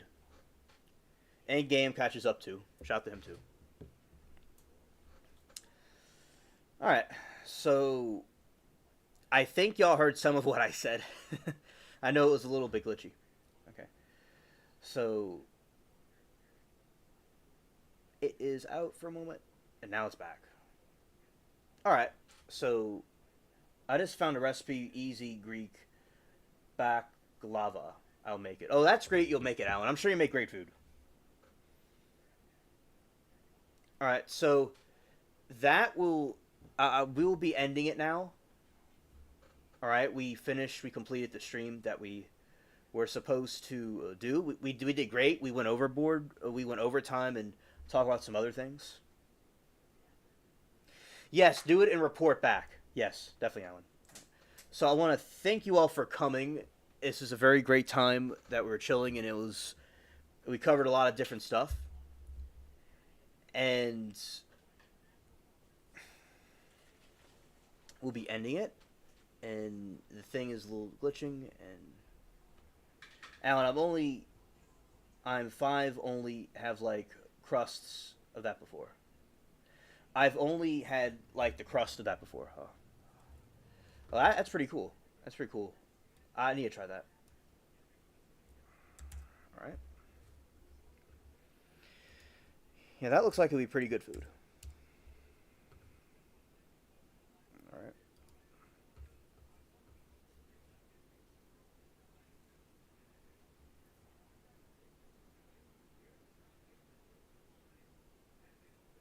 All right, so they see what I said. Okay. All right, everybody. So y'all said my little goodbye message. Thank you, Miranda and Alan and Lauren and Steve and the lurkers and everybody else. Joyce, Moki, Breeze, everybody that came here. I appreciate every single one of you for chilling with me. In spite of some of the difficulties with the weather, it was still enough to pump out what I'm. If it was really, really bad where I wouldn't see anything, I would have done a phone live about this. But yeah, thank you very much. Y'all have a great weekend. And we've been streaming like never before. It's been really, I enjoy the streaming. All right. Okay, and peace.